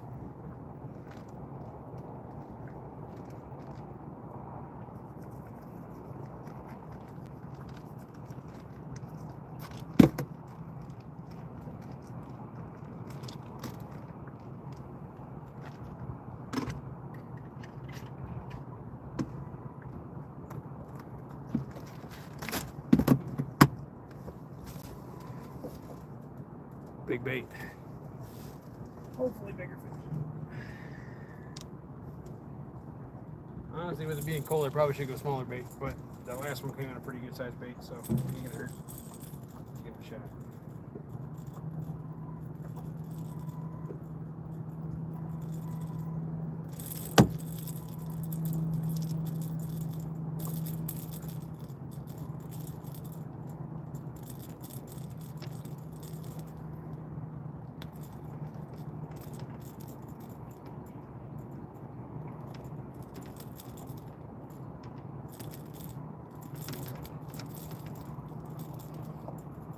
Need to get some bigger hooks. That's what I need to do.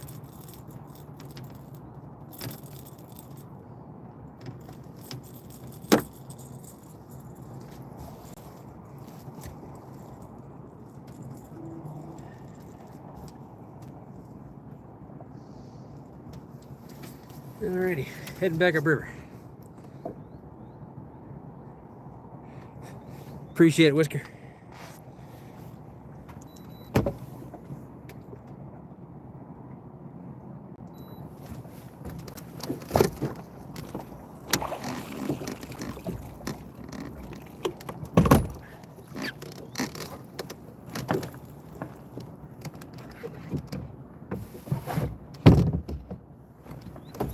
Alright, heading back upriver, so bear with me, guys. Be a little noisy.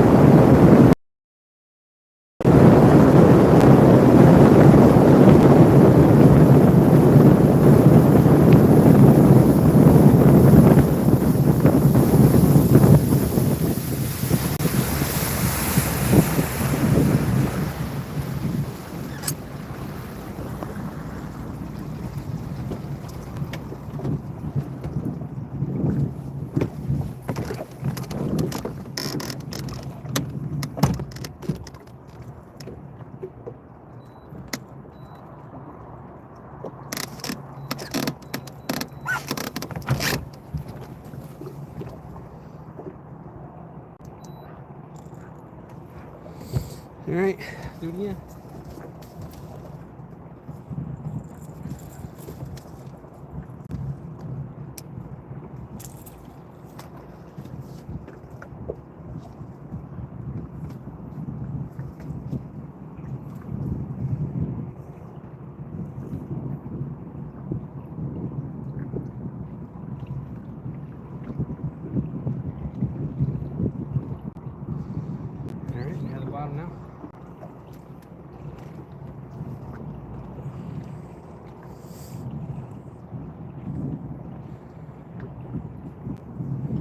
Rambo, welcome in. Yeah, dude, 40.5 pounder, man.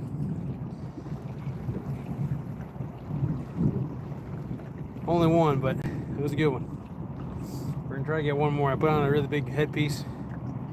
Probably too big, honestly, but go big or go home, right? Got a little bit longer to go.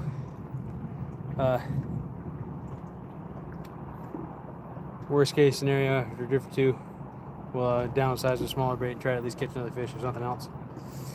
But sometimes you just have to go for the big fish.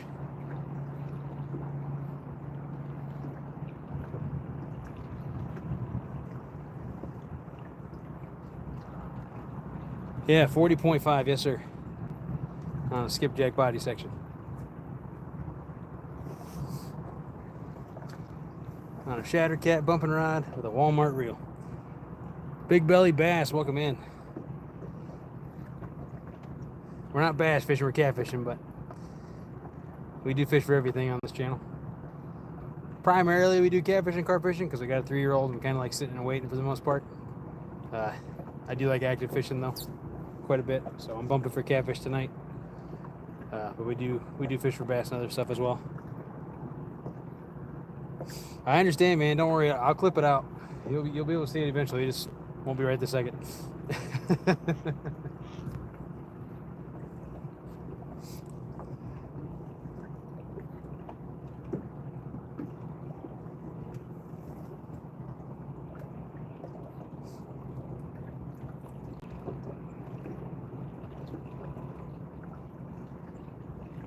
We got a little over 30 minutes left. We're gonna try to get one more in the boat.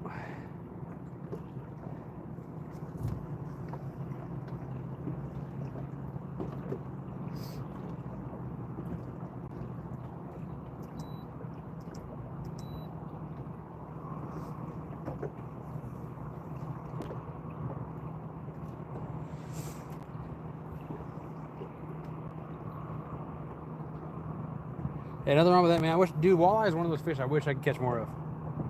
You know? I've caught a handful of them. They're really cool looking, but I can't get on them consistently. It's definitely something I hope to be better at in the upcoming years. Because apparently got good size ones.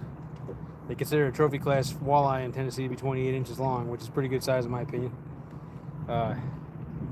We also have a lot more, I think we have a lot more sauger than walleye here, at least in this part of the state. They don't get quite as big, it seems, but they're cool looking too. I've caught a few of those as well.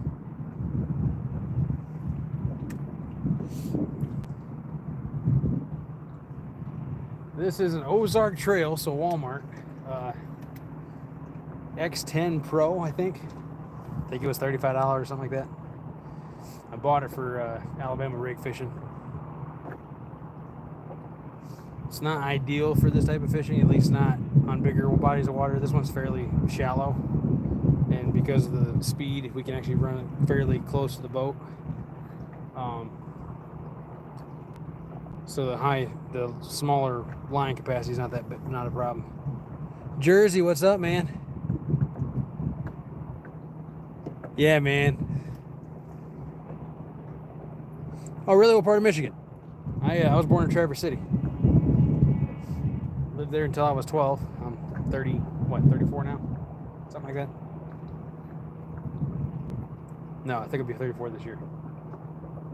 I don't remember. Something like that. I'll be 34 this year, yeah. 25, yeah. Jersey, you missed it, man. 40.5 pound blue cat. Only one fish, but was a quality fish. This cold front's got him shut down, I think. But like a fat kid with cake, I would know. You put it on the counter and a fat kid walks by, they're going to be tempted to taste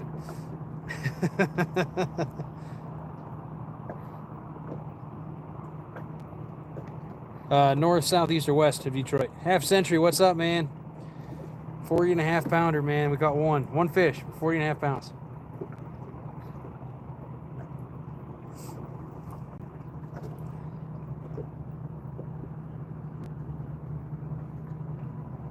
I threw an extra big bait on this time, see if we can beat 40 pounds. So like I said, we'll give it a drift or two. Once it stops bleeding, we'll put a smaller bait on. Probably do a fillet, skipjack fillet or something for the last drift or two. I do have to call it at 10 o'clock Eastern time. I do have to work tomorrow. So I gotta make sure I'm home by 11 so I can get enough sleep.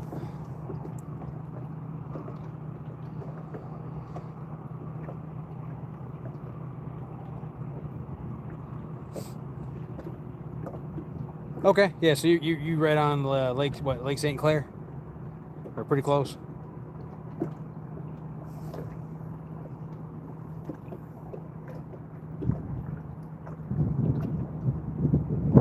Like I was from Traverse City, which is on the opposite side of the state if you didn't know.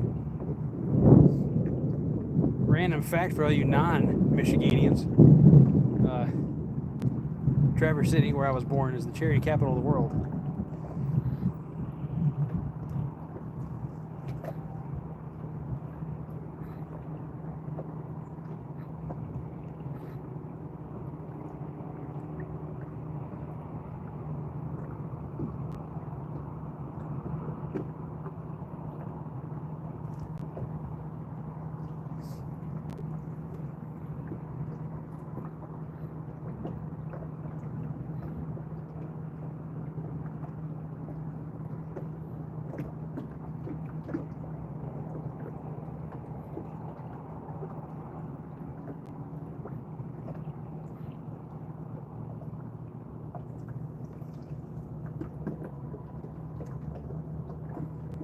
$28 awesome people hanging out with us still on a Wednesday evening. Happy hump day to everybody for those who work a Monday through Friday schedule.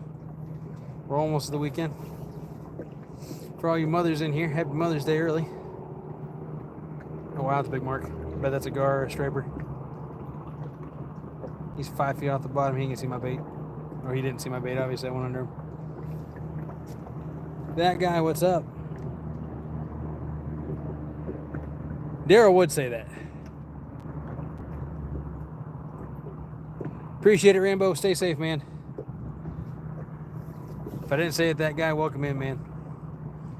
Got one fish in the boat. Well, I let it go, obviously, but we landed one in the boat. 40.5 pounds.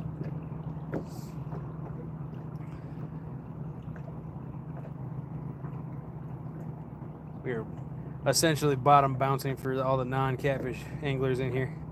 We're just maintaining bottom contact. Oh, wow, that's a... What was that? What is that? That's a big fish, whatever it is.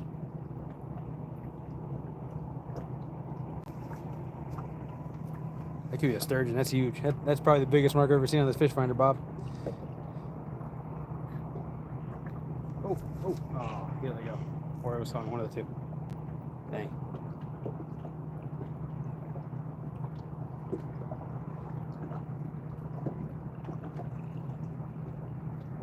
Nice. J&R. One fish so far, 40.5 pounds.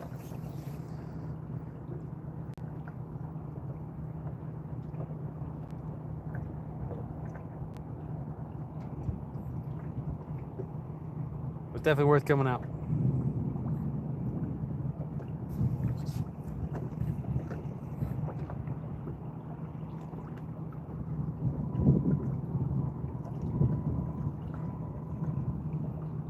Sorry to hear that, man. I am fishing for catfish currently. We do fish for a little bit of everything on this channel. Like I was telling everybody earlier, we have a 3-year-old. Well, she's gonna be 4 in a couple weeks, but my wife and I tend to do a lot more sitting and relaxing fishing when we can play with her still. So we do a lot of carp and catfishing. Now that she's older and it's easier to find babysitters for her, we'll probably do more branching out to do other species. My wife definitely wants to try some other types of stuff, other types of fishing. So we'll definitely see what happens. Mackinac Island is beautiful. I took my wife up there last time we were up there in Michigan. It's definitely a spot I recommend everybody go at least once.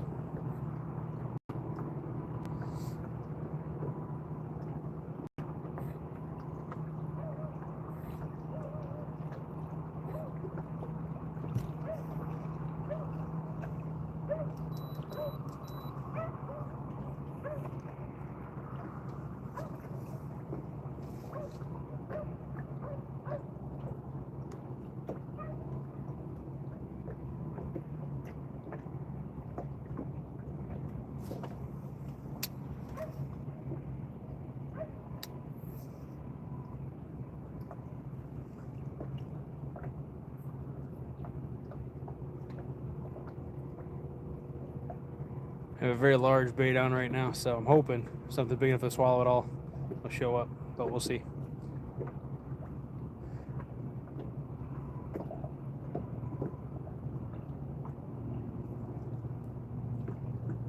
Skipjack is what we're currently using. I do have gizzard shad in here in the cooler as well, and threadfin. Skipjack's a freshwater herring that's native to the Tennessee River and Mississippi River systems. I believe they're in the Ohio River as well. Don't hold me to that. I don't think they're in the Potomac. I think that one's more hickory shad and more. Don't hold me to that though. I'm not familiar with those waters. I'm just under the impression those ones have more hickory and American shad than anything else.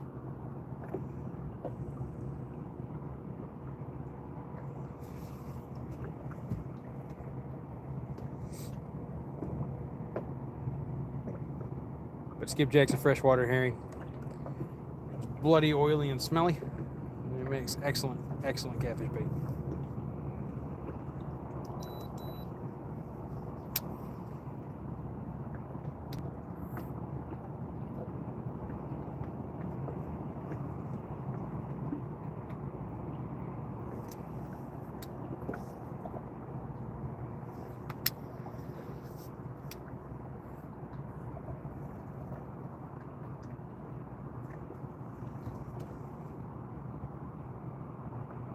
Talk about gear wise, it's a Shattercat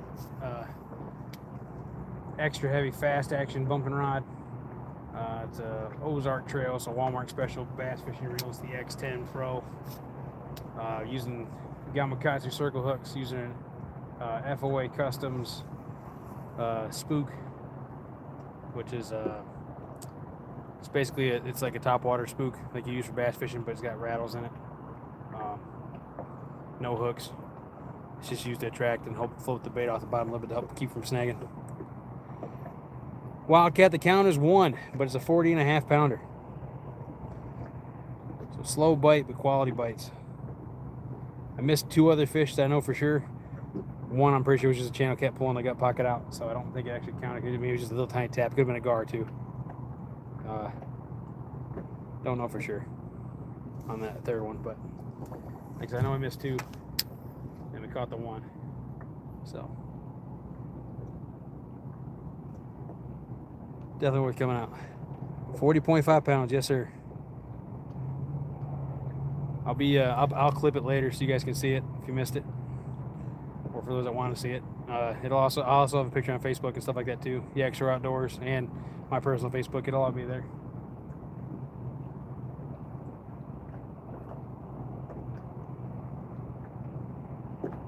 It was a tough fight. It was enjoyable. I can say that much.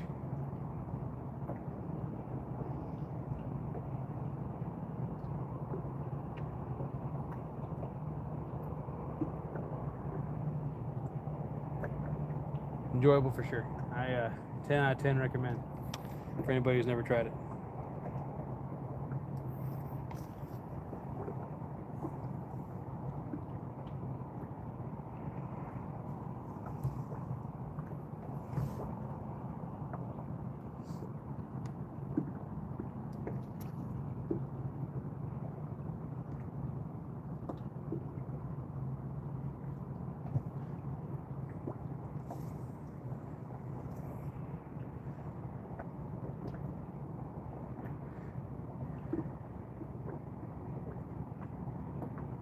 One thing I learned from the guy that taught me how to bump, which he's in here, he might still be in here, Bobcat Outdoors. He's the one that taught me how to do this technique in particular.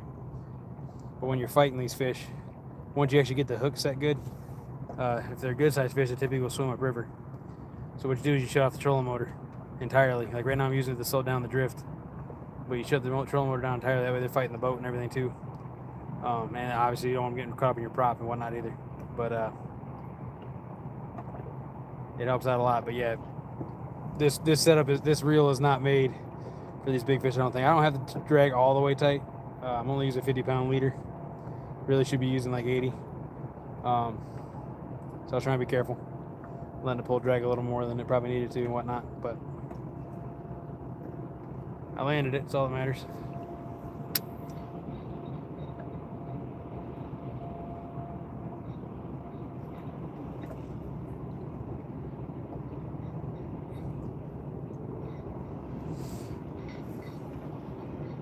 But when I clip it, I'll try to clip the takedown too. It about rips the rod out of your hand when a big one hits it. Little ones hit it. It's still tough. Don't get me wrong, because you're fighting the current and the fish hitting it and whatnot. But when the big ones smack it, it's a mess for sure. Hey, my first shad ball. All right.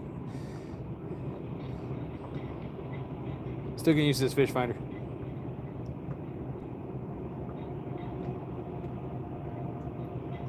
Currently drifting at 1.0 miles per hour. Might be a little fast.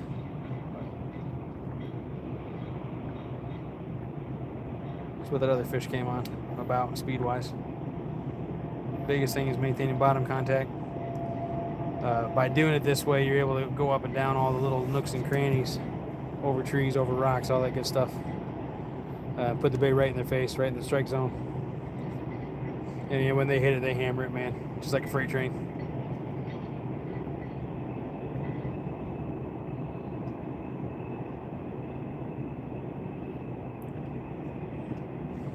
If anybody's interested in what boat I got, it's a 1989 Sea Nymph fishing ski that we had to rebuild from the ground up pretty much, other than the motor. Got it equipped for night fishing with plenty of lights, rod holders, all that good stuff. Spot lock trolling motor, so I can do the dragging thing, I can do trolling, I can anchor fish, all that good stuff. It's a very nice boat. I'm very happy with it. It's small enough I can take it on smaller bodies of water and launch it in a hurry. It's not so crazy fast. I gotta worry about my kid flying out of it while I'm going down the river. But it's reliable. It's a deep V. It handles the current really well. Does really well in the wind. Doesn't fly around like a kite, like a giant sail too much. I do have a drift sock for those really tough days, but something nudged it just then, I think, or I hit a tree.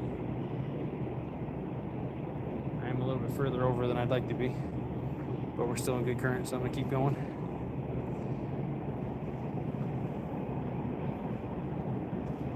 Got about 20 minutes left. Give this drift about 5 more minutes. We'll probably put on a F.O.A. for the next one and try to go a little up in the faster current. Later in the evening, they usually kill the current some. They're supposed to average out tomorrow about 10,000 CFM, which is cubic feet per minute, less tomorrow than they did today.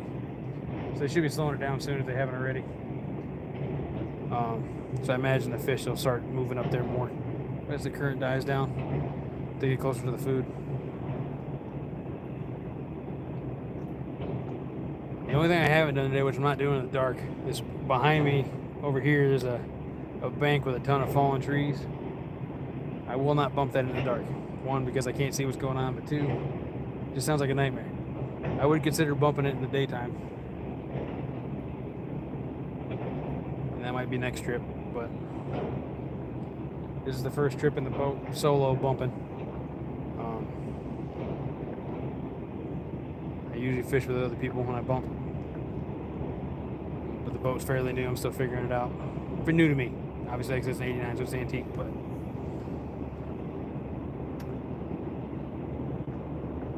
it's working just fine.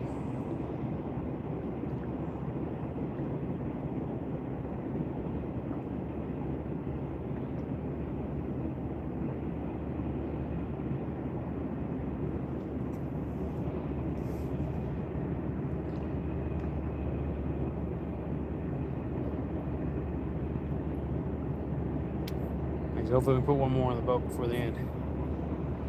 But if that's the only fish I get, it's 40.5 pound fish. I can't complain.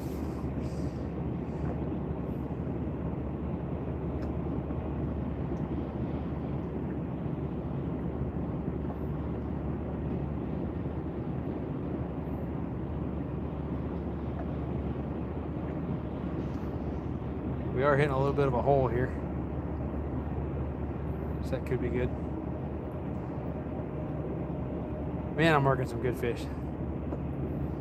They just ain't hungry. This cold front's got them locked jawed up, I guess. Or they just don't want to skipjack. Or it could be they don't like the rattle. Maybe I'd show them the slip float rig. I don't know. Hard to change things up though when you caught a 40.5 pounder, you know what I now it's just so close to the end. I got something that I caught a fish at work, so what's the point in changing it? But maybe next trip I'll just do the just the float if it's cold again. See what happens.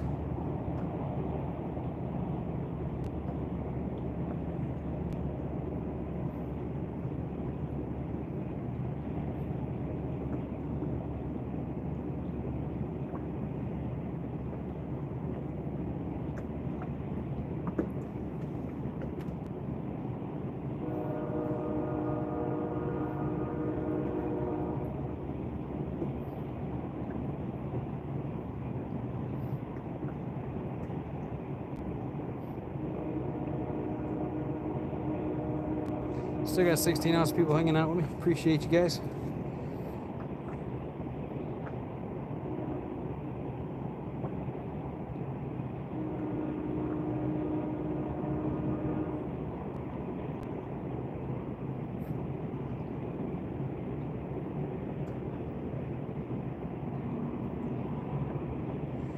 One of these weekends it'll quit raining, and I'll be able to do a night fish, like a full-fledged night fishing trip. That'll be fun. I know my wife wants to go real bad.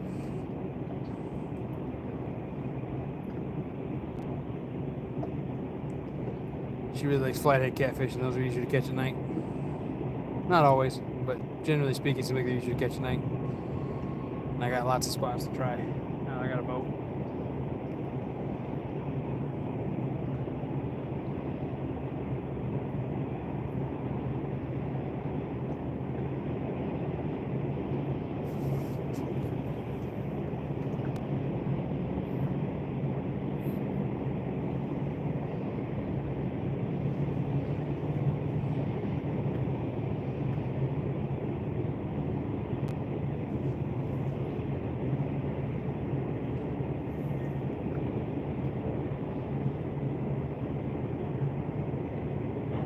Currently going down an outside river bend, or well, channel bend rather.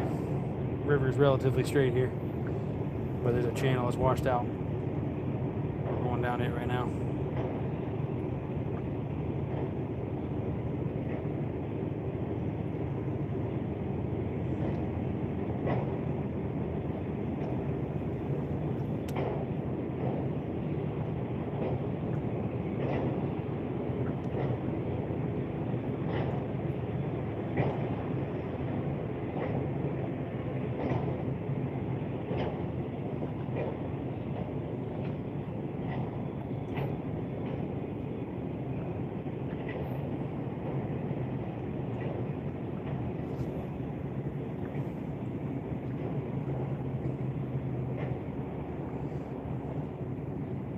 Obviously, if I was anchor fishing or spot lock fishing, or whatever you want to call it, I wouldn't have all the white lights on because of bugs. Not that bad today. I guess because of the cold front that came through. I don't know. It's a little breezy too. But obviously the white lights make the bugs come out.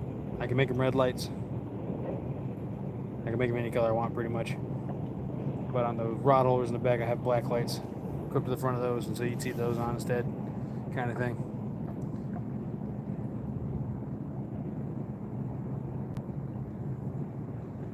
Alrighty, well, we are drifting in shallower water. So, change baits one more time.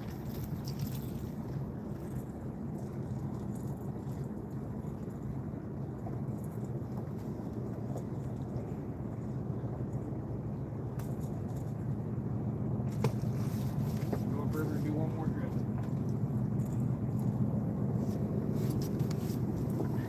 Gizzard shad for you this time.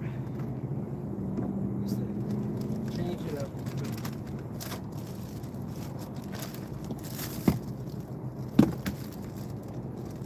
Oh, that's enough. I mean, I'm thought out enough. It is thought enough. Let's see if we got.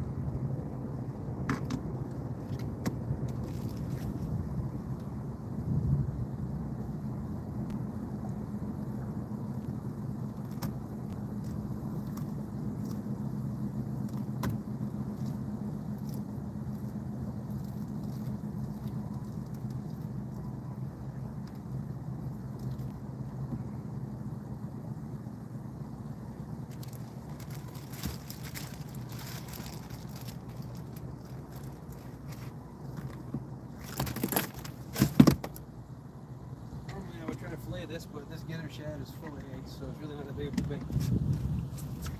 So lots of scent, looking good. So this one, sorry, rephrase, this one was full of eggs.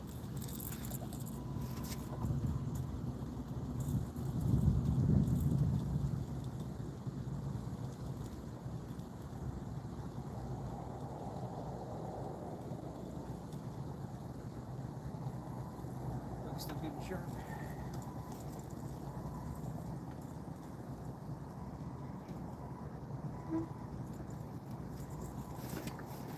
Bear with me as I go upriver. Be a little noisy for a second.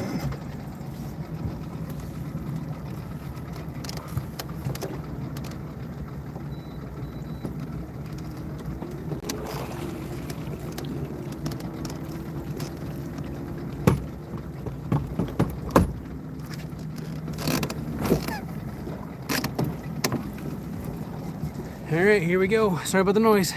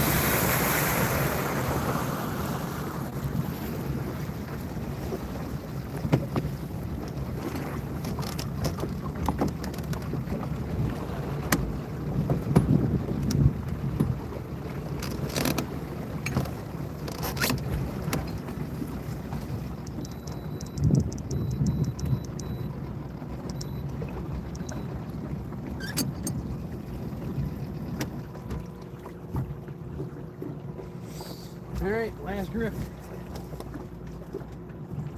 Went a little bit faster water to start with.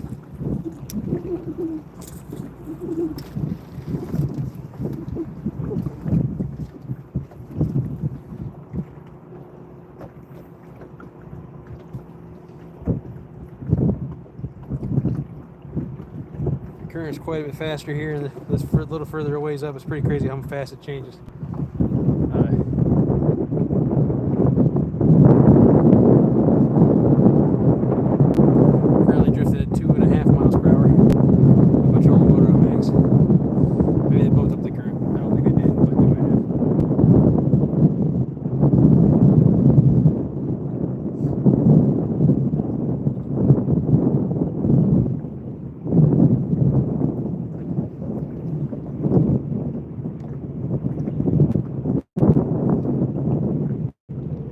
I do not. I have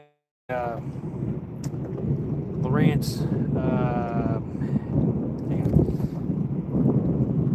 Elite 7 DGI.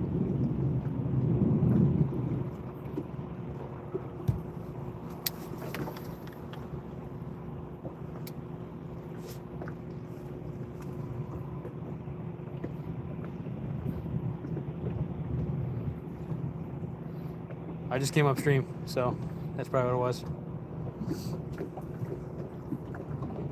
Outfish Ontario.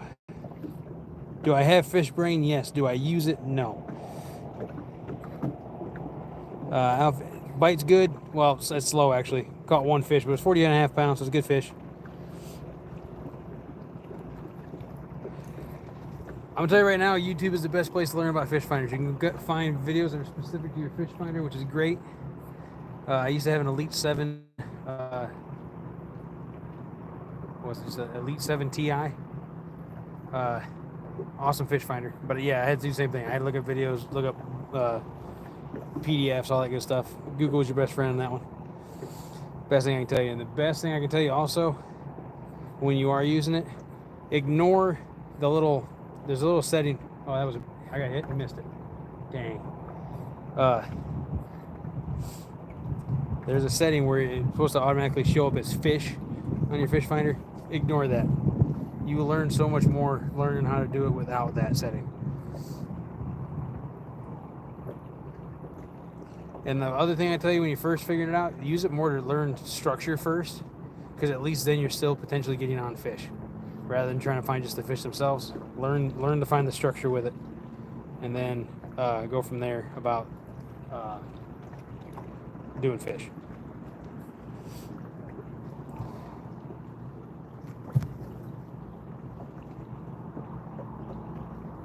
Just had another nibble. He didn't take it though. He must not. Either way, he wasn't very big, or it was a gar, where he just didn't commit. I felt him hit it, felt him swim with it for a second, and then he let go of it. So that's what I would do. Like I said, learn how to find structure first, because then at least you're still gonna be around fish.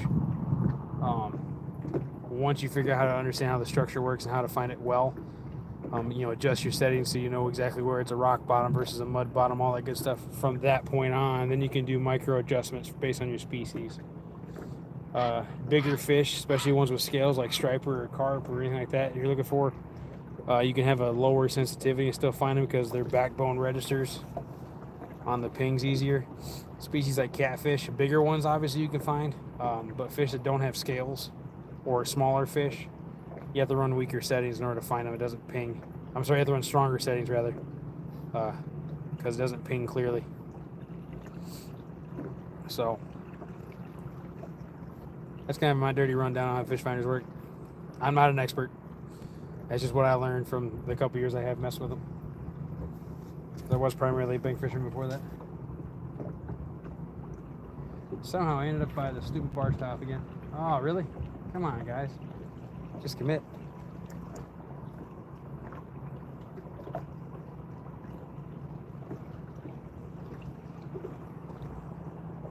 I mean, this bar stops where we got all the hits earlier. They didn't hook up, so far it's still playing out to be true. Maybe there'll be a big mama now that actually will commit. We'll have to just see. I just got to make sure I don't get sucked into the eddy. Too close to it anyway. In the dark, it's no fun. 24 awesome people still hanging out with us. This is the last drift. We're gonna drift until 10 o'clock, give or take. Depends on how many bites we get between now and then. Hoping to catch one more fish or hook into one more fish before we go. We do have to work tomorrow, so we can't fish all night, unfortunately.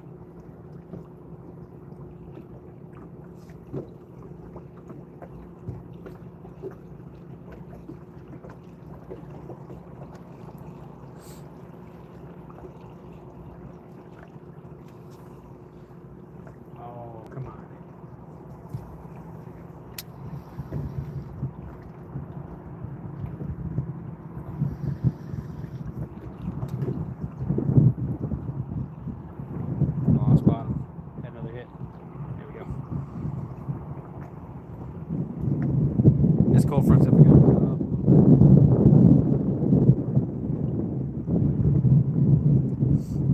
On a nice warm day this time of year, you catch them bumping left and right. Might not be the biggest fish in the world, but catch good numbers this way. Like I said, I caught 140.5 pounder. I can't complain. But I wouldn't be opposed to one more fish. There it is. There it is, guys. Oh, it didn't hook up. I'm using a very big piece of bait.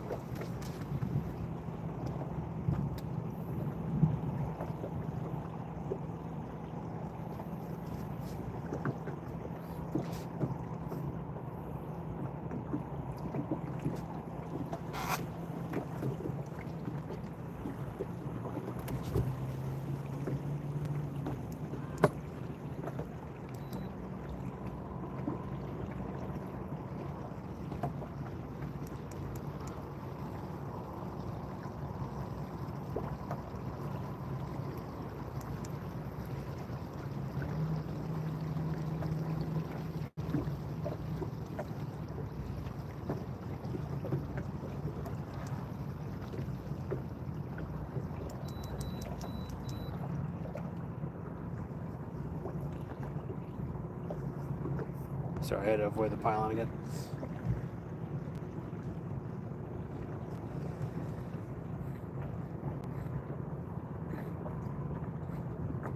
If you got any questions, feel free to ask. I'll answer what I can. I'm by no means an expert, just a guy that likes fishing.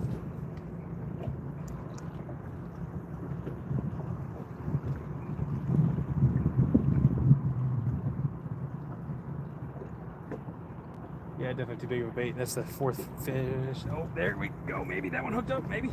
Please. Definitely doesn't feel as big. I definitely think he has the hook. There we go. Fish on. Fish on.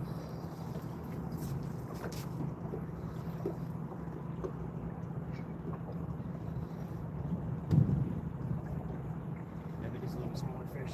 Oh, maybe. Don't know for sure.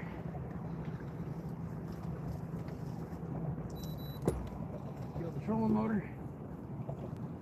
Didn't come to the top of the water yet.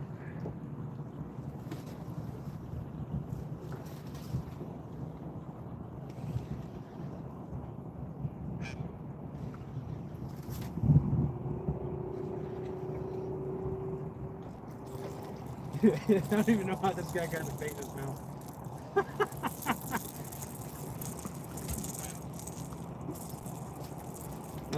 Another blue cat, but hey, I'll take it.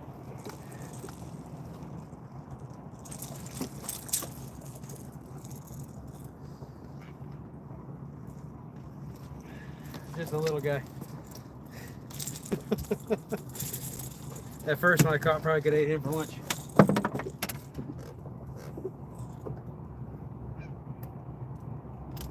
He was barely hooked too.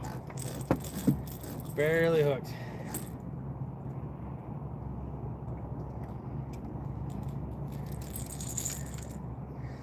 I don't even think I'm gonna weigh him. I don't think I'm even gonna weigh him.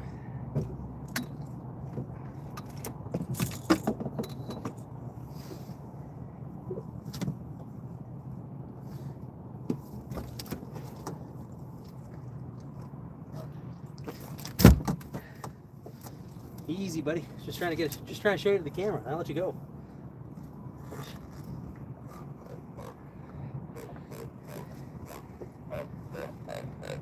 This fish is right fin. As you can see, it's talking to us. Looks like a left fin for you guys, but it's the right fin, I promise. But yeah. All right. Let him go, let him grow. That's the phrase. He definitely had a 40-pounder, but he will be someday. Thank you, sir. Alrighty, well, I see the boss is still in chat. Boss, am I calling it or am I fishing a little longer? Your pick.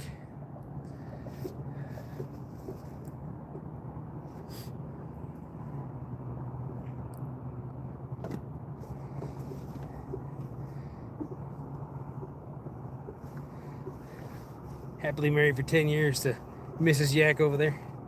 Like I said, she is the boss. She's watching our toddler right now. One more, all right. You heard it, guys. One more. We'll do one more gizzard shad section. Try to quick get her ready. Woo. Slippery boat. Slippery boat.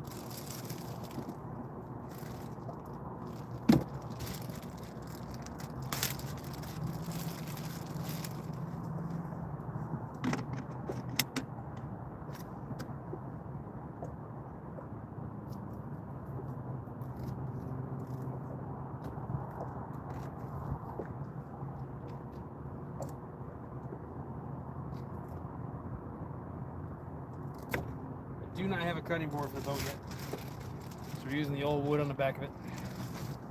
It's almost like a cutting board.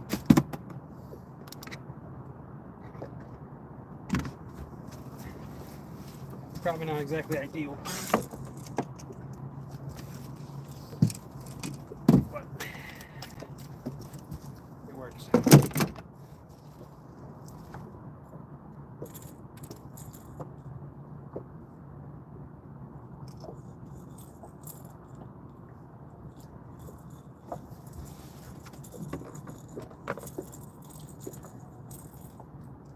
Check your leader after every fish, in case you didn't know.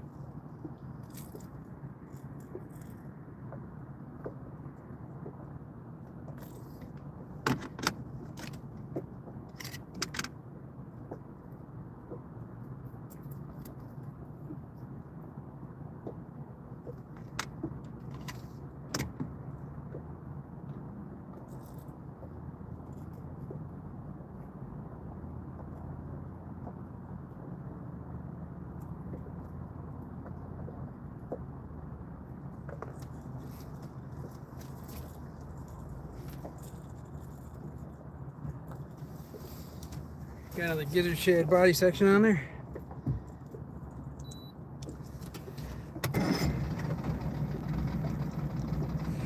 You're gonna get me in trouble hunting stuff. You're gonna get me in trouble.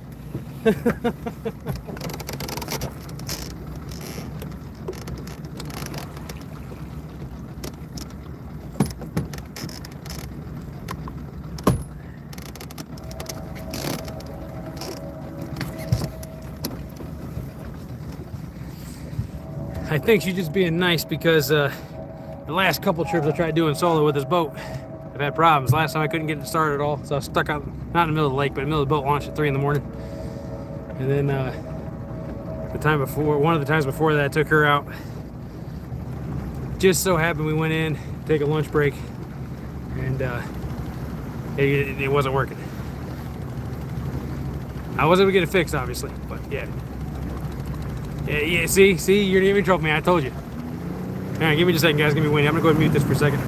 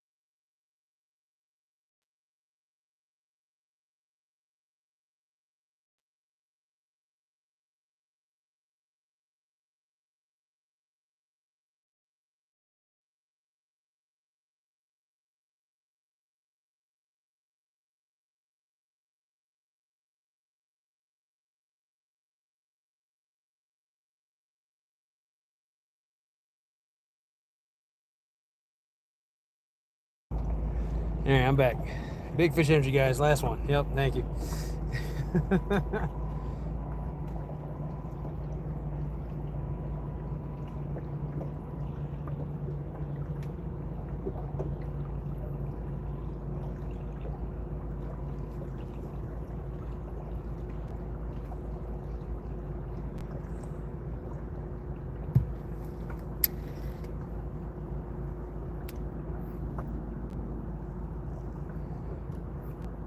Two. Caught one more just a second ago on the last drift, so Shan told me to drift one more time. There's a ton of little fish out right now. Just fair warning, Bob.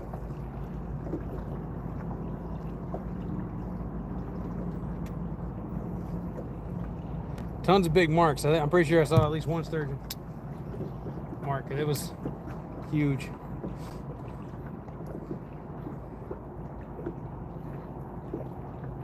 But the second one, it might have been 12 pounds, maybe. I'm guessing probably closer to 10. Sir! It's me! How you doing? Huh? No! Big Mike's out here fishing too, guys. Got a 40 and a half and one that might have been 10 or 12.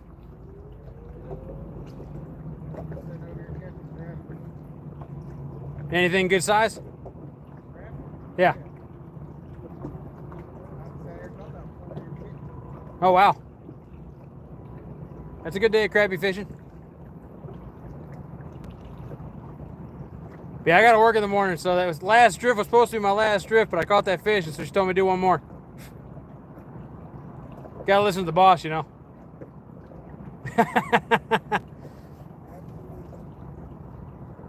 Well, I will catch you later, sir. Yes, sir.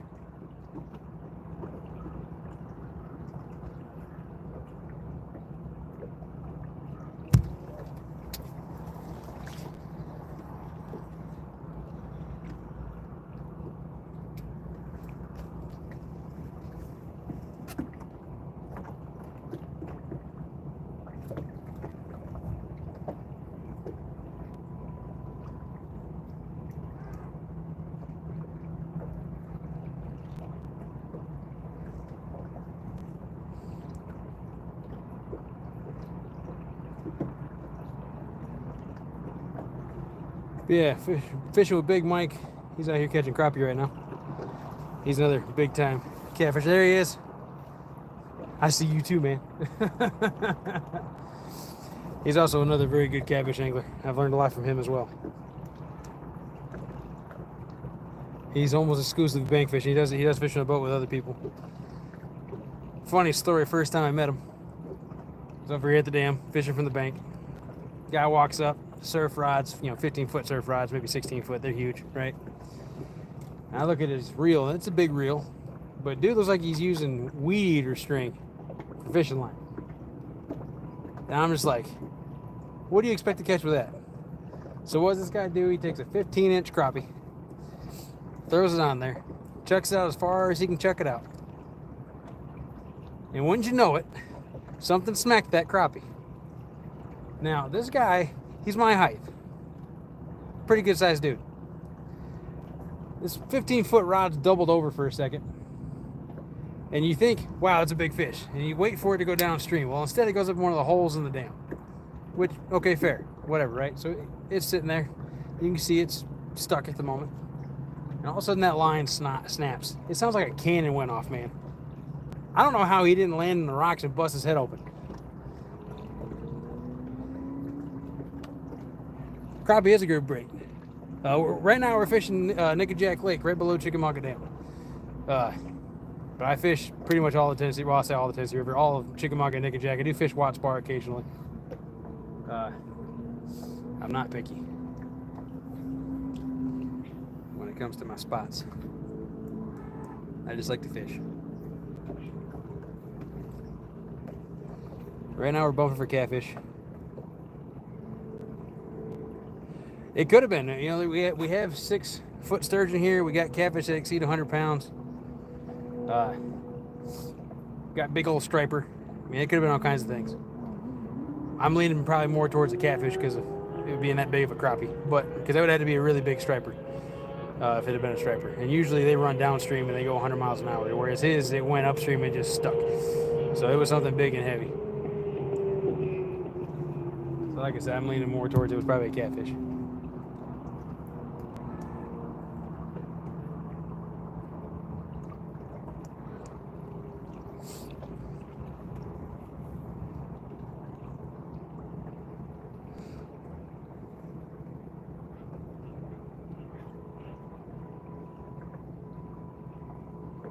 Like I'm moving it too high, or what?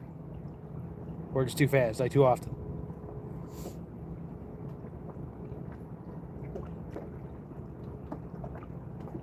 Oh, okay.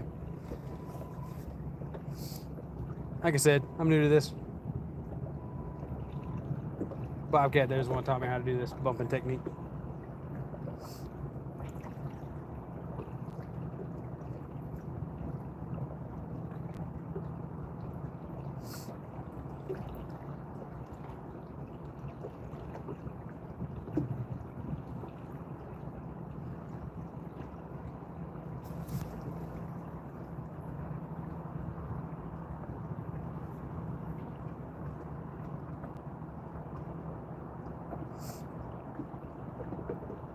$33 awesome people hanging out with us this evening.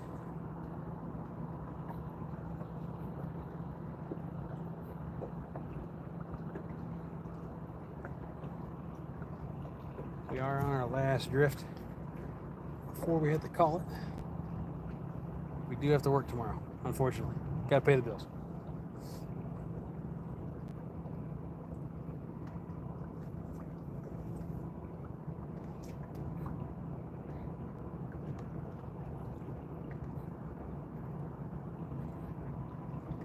But yeah, Bobcat Outdoors, if you like the idea of bumping what I'm doing, he does it pretty much exclusively. Definitely check his stuff out. He's the one that got me into this. Him and I met on Facebook a long time ago, and I've learned a lot about catfishing from him. And like I said, fishing with Big Mike, super good dude. Awesome fisherman as well. Likes using sport fish for bait, which is legal in Tennessee. So if you're in that kind of oddball stuff, that's more of his alley. Like spotted bass are one of his favorite baits to use. Obviously uses 15-inch crappie for bait too. Not that he won't eat them, don't get me wrong, but yeah, he's caught some big fish too. Both of them have. Bob, I know, has caught at least one fish over 80 pounds. I'm 90% sure Mike's caught 2, but don't hold me to that. So they've definitely got some big fish before. Quite often see them catching 40s and 50s. So they're definitely worth checking out.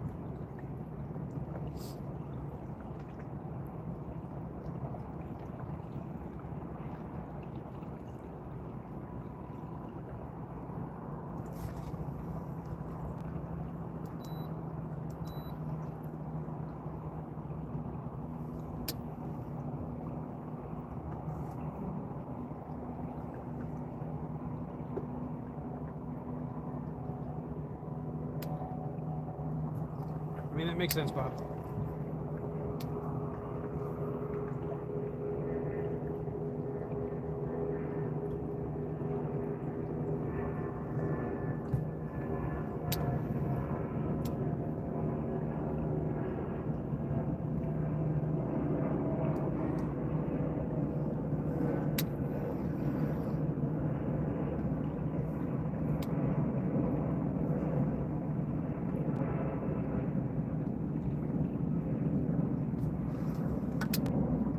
Appreciate the kind words, gentlemen.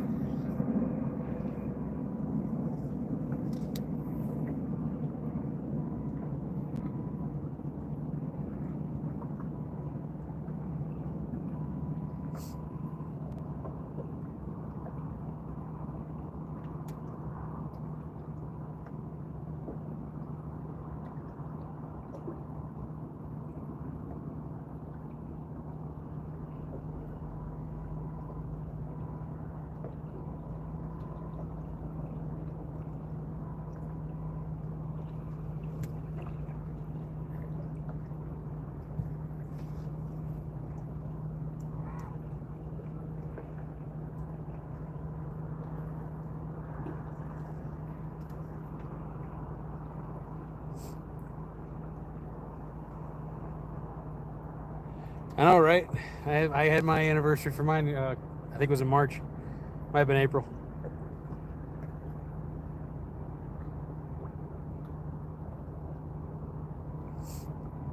Pretty crazy it's been that long already.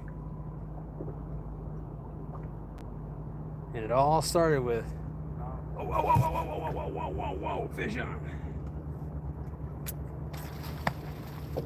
Very shallow water, he's already at the top.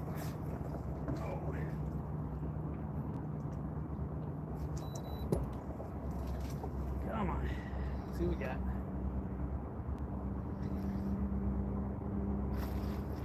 Oh, he's rolling the top. He can't be that big. Or maybe, I don't know. He's pretty heavy. Usually when they roll the top, they're not that big. But I had the trolling motor off and he's still heavy. Oh yeah, another fish about the same size as the last one. Maybe a smidge bigger.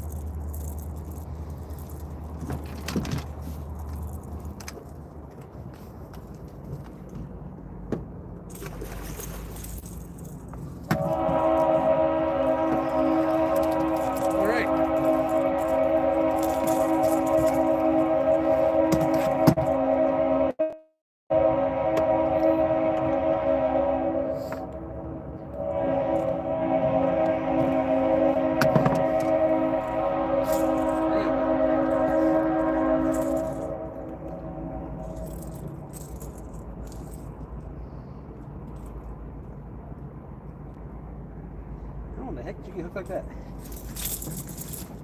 Usually when you're using circle hooks, they get kind of hooked in the corner of the mouth. This one's hooked through the bottom jaw. And as big of a piece of bait as I was using, I'm not really sure how that worked out. But hey, he's hooked and that's all that matters.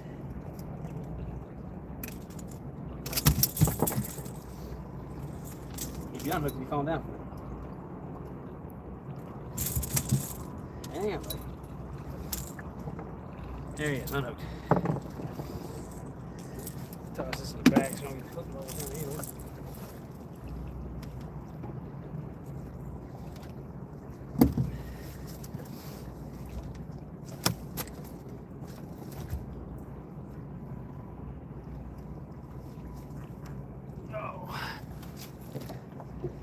either. Another healthy fish. He's a little bigger than the last one. Hello, camera. All right, guys. Well, he's all beat up from spawning. He's got a bunch of sores on him. So you guys can see, yeah, he's all tore up. But yeah, we're letting him go. Let him grow. Let him do his thing. And I got blood in the boat. All right, well, Joe boys, we're fishing on Nickajack Lake, right below Chickamauga Dam.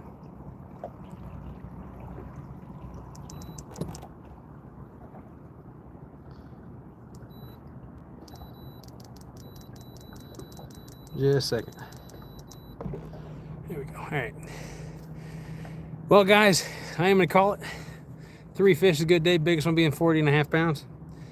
Appreciate you tuning in. We'll do it again sometime soon. If you're wanting to see, always one more drift, one more cast, one more drift. If I don't have to work tomorrow, maybe. One of these days, like I said, I'll get a weekend where it's not raining and we'll, or not thundering rather, and we'll come out here and do a long trip. Hunting and stuff, you need to get out there, man. Bob, I can't, man. Boss said so. Time to go. So, appreciate each and every one of you. We'll see y'all next time on Yakshire Outdoors. Remember, fishing is our passion. Big fish are our obsession. We'll see y'all again soon. You in trouble, Bob?